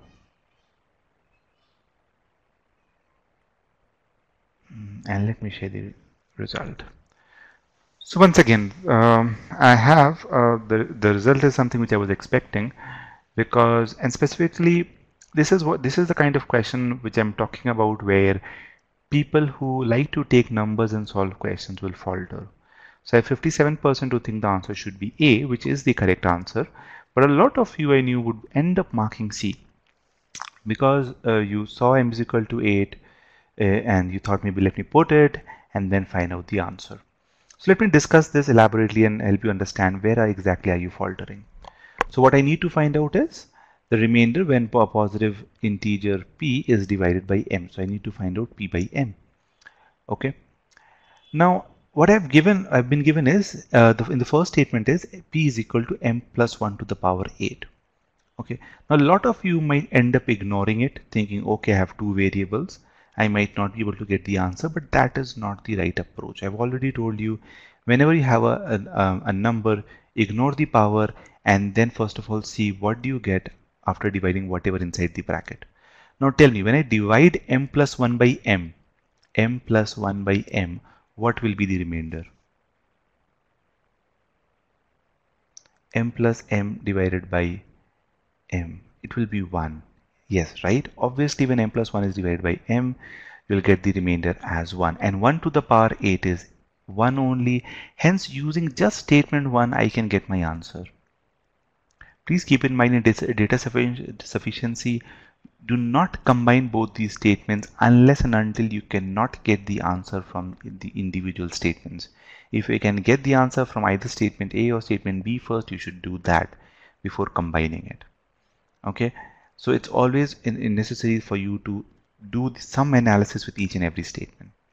Okay, so I hope now you understand why taking numbers is not a very good thing, because you may end up looking at, so this is what we typically call in DS as a C trap. When we say a C trap, we mean is that you will fall for the trap because you will tend to look at both these statements. If you are someone who is used to taking numbers without doing analysis, you might end up marking C as the answer. So statement 1 is sufficient. Statement 2 obviously is not sufficient because just using statement 2, just knowing m is equal to 8 is not enough because I do not know the value of p. And without not knowing the value of p, just knowing m is equal to 8 will not help me solve my question. Hence, statement 2 is not sufficient to the answer question. Statement 1 is, and hence the correct answer is A. Okay, so the learning here is two. One is make sure that you do not combine both these statements together automatically, and always try and analyze each and every statement without taking numbers, just as it is they are, and see whether you can get the answer or not. Okay, with this let's move to the next question.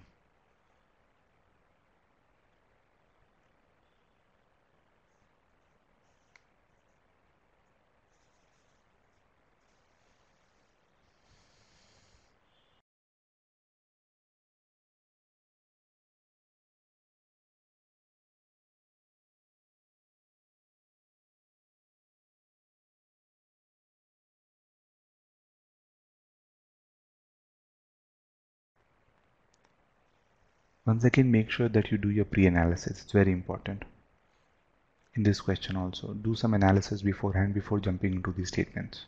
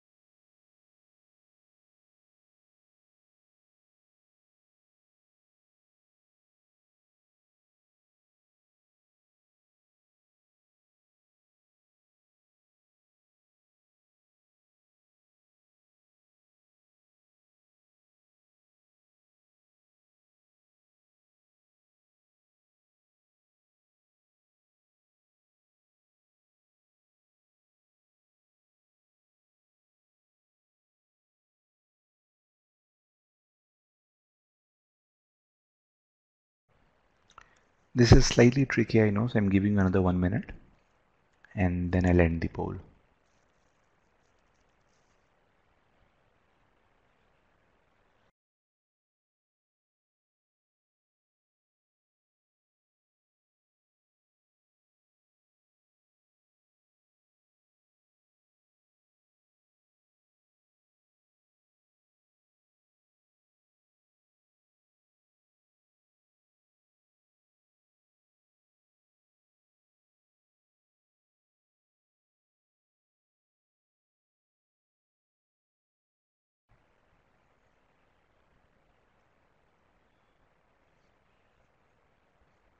Come on guys, give it a shot. I'm about to end the poll.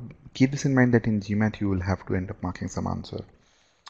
Not that I'm saying you to guess, but you need to get into the habit of solving the question, and even if you run past some time, you need to mark something, take an educated guess if required.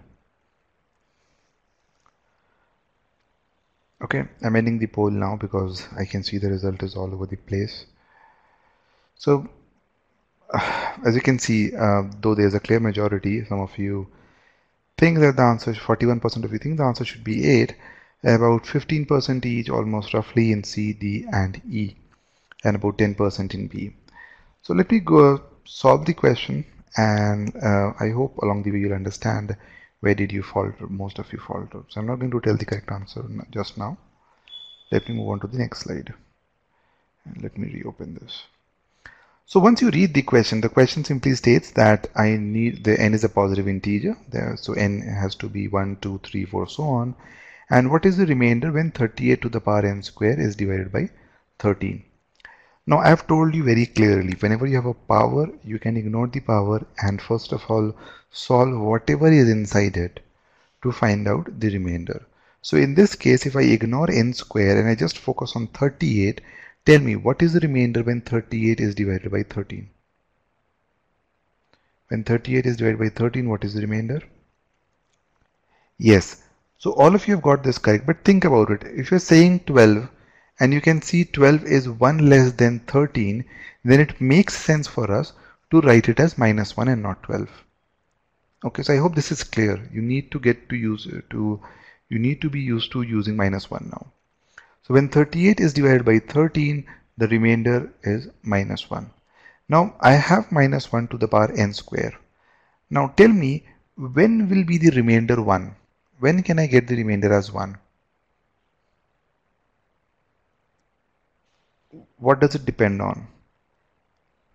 N. It depends on n, and n has to be even, right? If n is even, I'll get as 1. However, if n is odd, what will happen?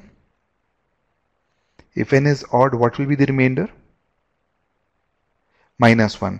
And if I want to convert it back to a positive remainder, I can say that the remainder is 12, right?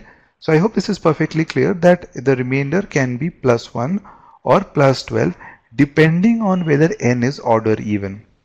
So now look, if by doing this pre-analysis, we have now come to the conclusion that all we need to find out is what is n, the even odd nature of n.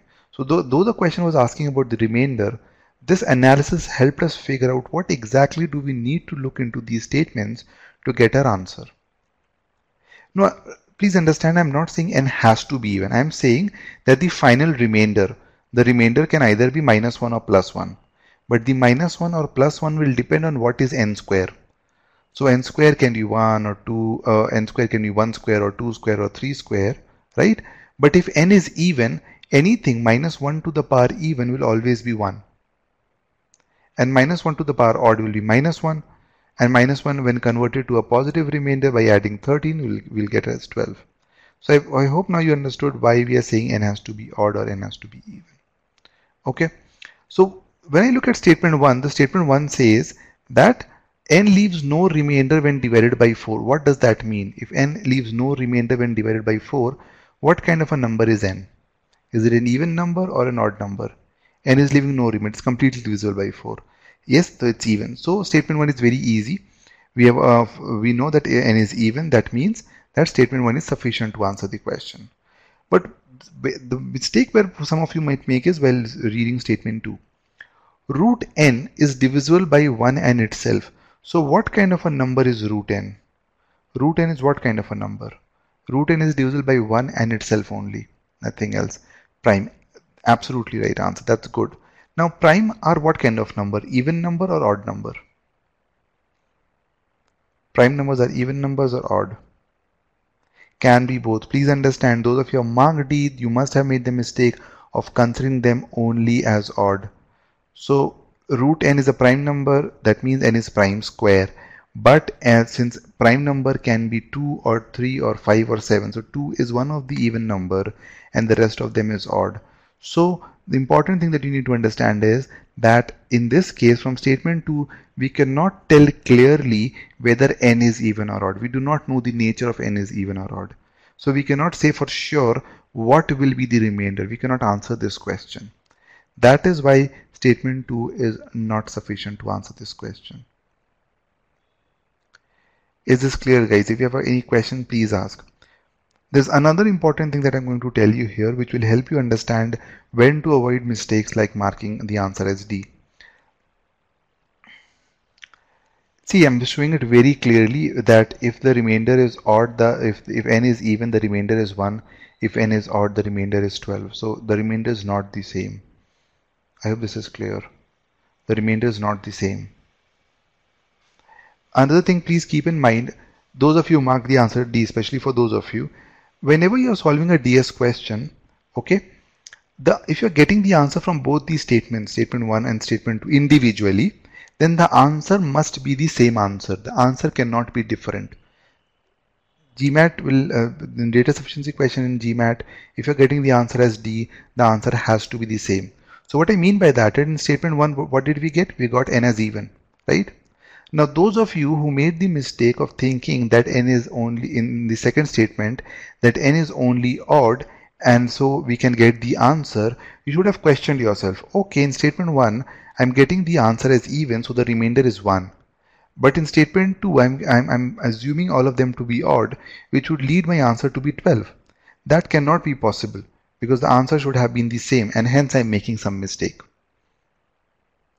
I hope this part is clear. This is just one important small thing that you need to keep in mind while solving data sufficiency questions, that if you're marking the answer as D, make sure that the answer that you're getting from both these statements are the same. If they are not the same, then you're making some mistake. And you need to go back and check both these statements again. Where are you making that mistake? Okay, why someone is asking why didn't we add 12 back? Where are you asking, in which statement are you talking about 12? In which statement, Shivani? Where are you talking about 12? Why didn't we add 12 back? Where should we add 12 back? I've added 12 here, as you can see. I've added 13 here to get 12. So there's no need to add 12 anywhere else. In statement 1, see, in statement 1, we just need to figure out whether n is even or not. Because we know if n is even, the remainder would be 1. So once we conclude that n is even, that is enough for me to tell me what will be my answer. I don't need to worry about anything else. I hope this is clear. Okay. Yes, this rule for D is valid for any kind of question, be it a yes/no type of question, be it a find the value kind of question. This is valid for any question, data sufficiency question. So if it's a yes/no type of question, the answer from both these statements should be yes. It cannot be yes and no. That's not possible. Okay, I hope that clears your doubt.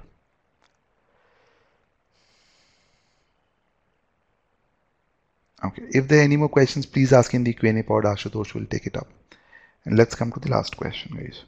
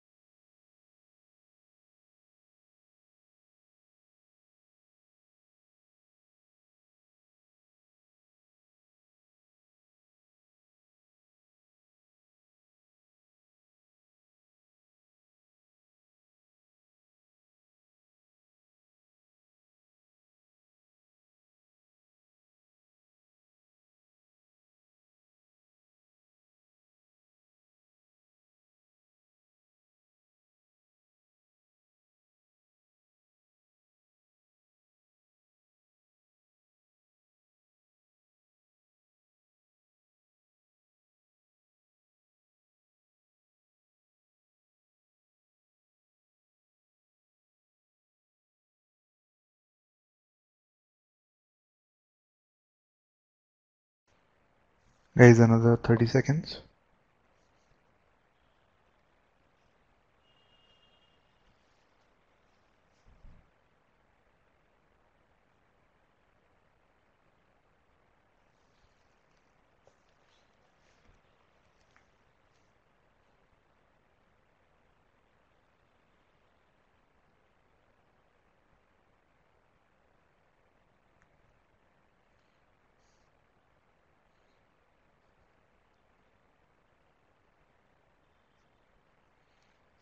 Okay, I'm going to end the poll now.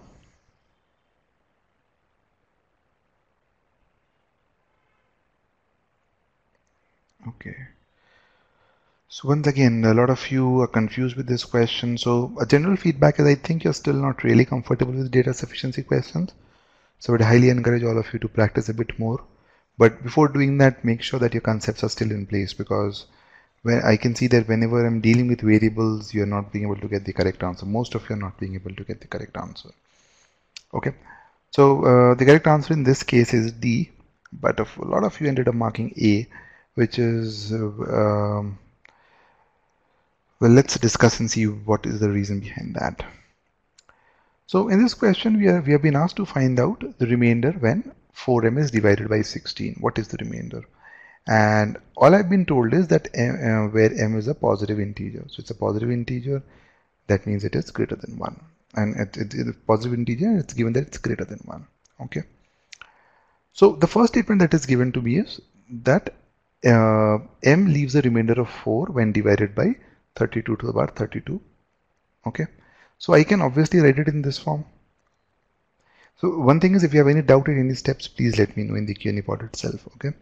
Because this is a difficult, it may be a slightly difficult to understand. So m is 32 to the power 32 plus k. This is what I've got. Now what I need to find out is 4m, not m. So the next step what I should do is I should try and see multiply this by 4 both sides to get 4m. So once I get 4m, I can multiply this by 4. I get 4m is equal to 4 into 32 to the power 32k plus 4. So you need to tell me what you cannot understand, please. So if you're saying in the Q&A pod you cannot understand, you need to tell me what you cannot understand.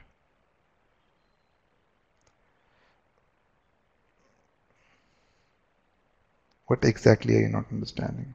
I'm coming to that part. I'll come to that part. Okay. So see, what do I need to find out is I need to find out what is the remainder when 4m is divided by 16. So if I want to find out the remainder, this is a question which is based on divisor is equal to dividend quotient remainder, right? So in this form I can write it as 4m is equal to dividend is equal to 4m is equal to 16q plus r.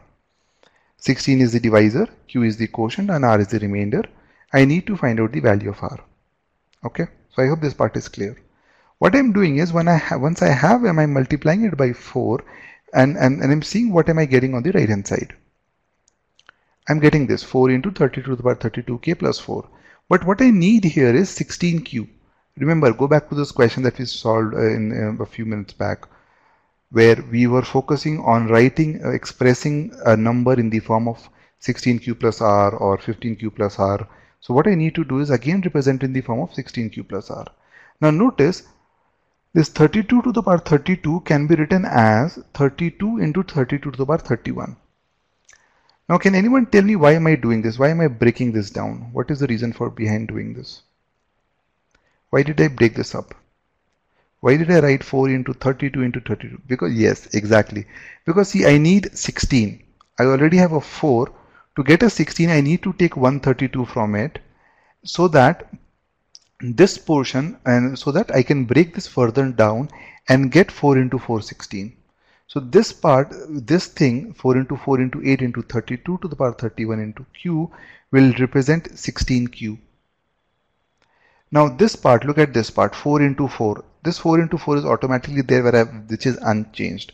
So finally what I'm getting is 16, 4 into 4 is 16, into something, into 8 into 31 to the power 32 to the power 31 into k.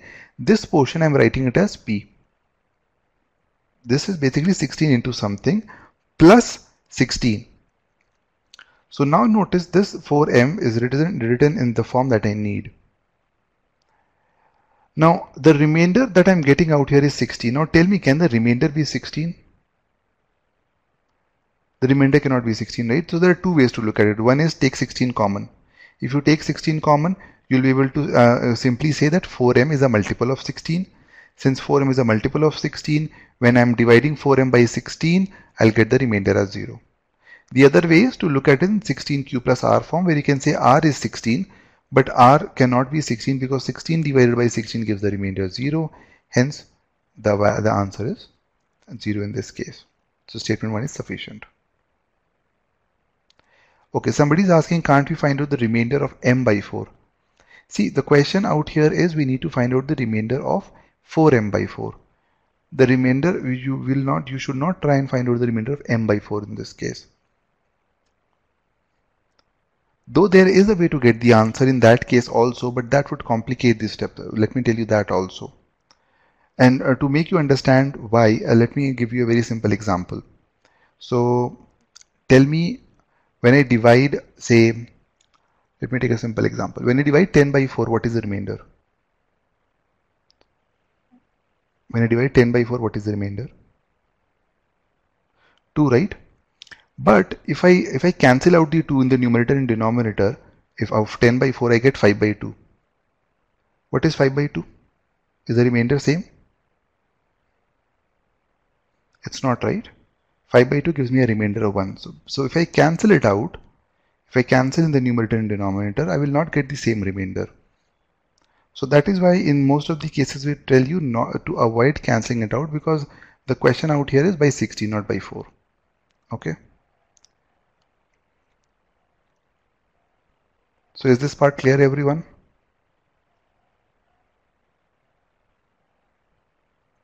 So those who are saying no, can you please let me know what is the doubt once again?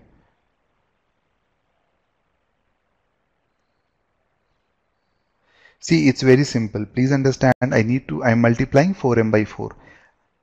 I need to find out the value of 4m. So I have m. I hope there is no doubt out here. Okay. Is this part clear? Let me tell you another simple way to solve this question. Think about it in this way. You need to find out 4m. So I hope there is no doubt till here, till this point. 4m is equal to 4 into 30 to the power 32k plus 4. There should be no doubt here. Okay. Now think about it this way. Forget whatever steps that I've shown here. Think about it in this way. Forget even this part, 32 into 30 to the power 31. Don't think about it in this way also. Simply think, if I divide 4 into 32 to the power 32 by 16, 4 into 32 to the power 32 by 16, will I get any remainder? Yes or no? Will I get any remainder? 4 into 32 to the power 32 by 16. Will I get any remainder? Yes, no.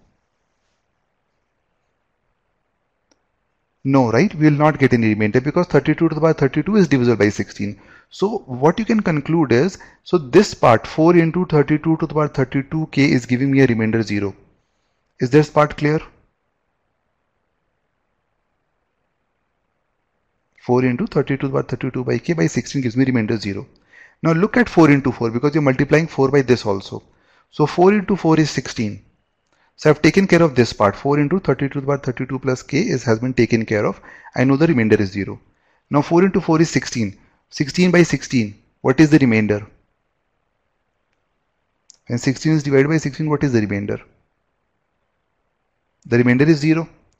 So I'm getting remainder 0 from this part. I'm getting remainder from 0 from this part. If I add both the remainders, 0 plus 0, what will you get?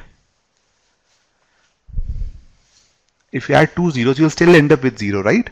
So you can say from statement 1 that when 4m is divided by 16, the remainder is 0. So now I hope it's perfectly clear. If this manipulation is difficult, you can simply divide it and solve it, the way I have taught you divisibility rule. Okay. Now let's move to the next statement. Next statement is, if m cube is divided, m cube is divisible by 16. Now if m cube is divisible by 16, do you agree that m will definitely contain some multiple of 2? Because m cube is divisible by 16, that means m cube must be even. Let me clear the poll. Let's clear all answers once. Okay, can you answer this? Is this part clear? If m cube is divisible by 16, then m must be even. Yes, no. Can you type in your response in the answer presenters question? Yes, so this part is clear. So can I write m is equal to 2 to the power a into p1 to the power b, p2 to the power c, where p1, p2, p3 are some other prime numbers. I don't know what those prime numbers are, but I am definitely sure that m must have some power of 2 because m cube is divisible by 16. Okay, I hope this part is clear. So if I have, so m cube is divisible by 16. If m cube is divisible by 16, that means m must be even. If m is even, then m must contain some 2. So m can be written as m can be written as 2 to the power a. I don't know what the value of a is, and it may have some other prime numbers also, p1 to the power b, p2 to the power c, where p1, p2, p3, these are all other prime numbers. Okay. So I don't know what that a is. So if I multiply and by cube, because I'm looking at m cube, I have the information about m cube, I can write m cube is equal to 2 to the power 3a into p1 to the power 3b and rest of the powers out here. Again, I'm not emphasizing on the rest of the prime numbers because my focus out here is on only 2. So is this part clear? M cube can be written as 2 to the power 3a. Is this clear, everyone? Okay. Now, if m cube is divisible by 16, okay, now focus on 16. 16 is how much? 2 to the power how much? 2 to the power, what is the power of 16? 4, right? So I can say this 3a that I have here, if m cube is divisible by 16, this 3a must be at least 4. 3a must be at least 4. If this 3a is not equal to 4, at least 4, I will not be able to, this m cube will not be divisible by 16. For a number to be divisible by 16, that number must have at least 16. So from this I can conclude that 3a must be at least 4. It can be more than 4 also. But so the way to write it is 3a is greater than equal to 4. Okay. From this I can say that a is greater than equal to 4 by 3. Now obviously a, these powers are always integer because m is an integer. So obviously if a is greater than equal to 4 by 3, which is 1.33, the next highest integer value is 2. So what I can conclude is that the minimum value of a must be 2. Tell me, is this part clear, everyone? What I'm saying is 3a must be at least 4. So a must be at least greater than equal to 4 by 3. A is an integer. So a must be 2. So those of you are saying no, please let me know what is it that you haven't understood. Is this part clear? M cube is equal to 2 to the power 3a, p1 to the power 3b, p2 to the power 3c, and so on. This should be clear, because if this is clear, this is I'm just simply cubing it. Once I cube it, m cube is divisible by 16. For this number to be divisible by 16, this must be at least 2 to the power 4. So if the power has to be at least 4, then that means 3a must be equal. When I say minimum 4, that means it can be either 4 or more than 4. That is why I have given the sign of greater than equal to 4. If I divided both sides by 3, I get 4 by 3, and the minimum value of a is 2. Now once I know the minimum value of a is 2, I can substitute 2 here and write m is nothing but 2 square into the rest of whatever was there, p1, p2, p3, whatever is there, 2 square into something.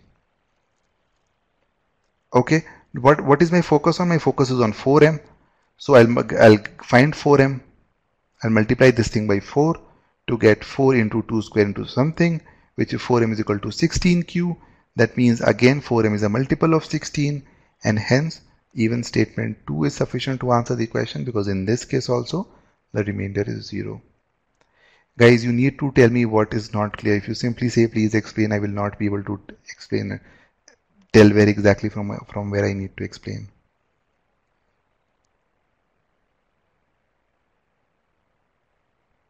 So one question is, I actually represented m cube as k into 16 raised to the power 3. Am I doing correct? No. So you cannot write k into 16 to the power 3. That is incorrect, because 16 is the minimum that should be there. Now I'm not taking the cube root again. So 3a is greater than equal to 4. If you divide both sides by 3, you get a is greater than equal to 4 by 3. Now I'm telling you, m is an integer greater than equal to 1. We have already been given that. It's a positive integer. So obviously if it's an integer, The power, the a cannot be a fraction. A has to be an integer. Now how much is 4 by 3? 4 by 3 is 1.33. So what is the next highest integer from 1.33? That is 2. That is why I'm saying the minimum value of a is 2. It can be more than that also, please understand.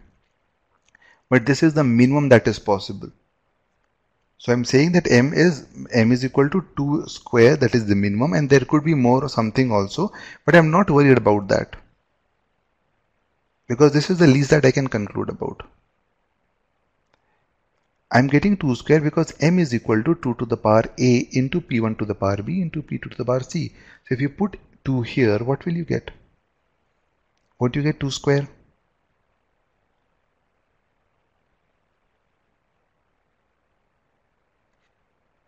Okay, I hope this answers your query.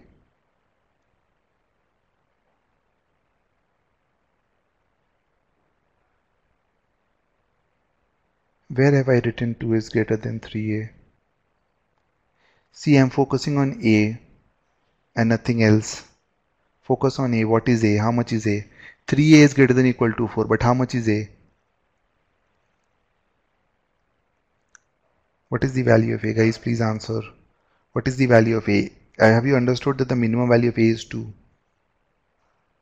I know it's difficult to comprehend this a bit, but if the minimum value a is 2 and I've already assumed m is equal to 2a to 2 to the power a, then I can obviously write m is equal to 2 square. It needs rounding up because m is a positive integer. If the number is an integer, the power has to be increased. That cannot be a fraction. I hope this answers your query. So 4 by 3 is 1.33. I have to take the next highest integer, which is 2. I cannot take 1 because a is greater than 1.33. Okay? I would request you to go through the recording once again. Take some time to look at the solution once again. It might take some time for you to understand it. And after looking at the recording, if you still think that you have any doubts, please ask in the support forum. We'll be more than happy to answer it. If there's still any doubts related to this question, you can ask Ashutosh. He'll answer it. So guys, with this, I am almost to the end of my session. All I want to say is, before ending this session, I'll share the PDF with you so that you can go through this these questions once again. We also have a few practice questions in the PDF.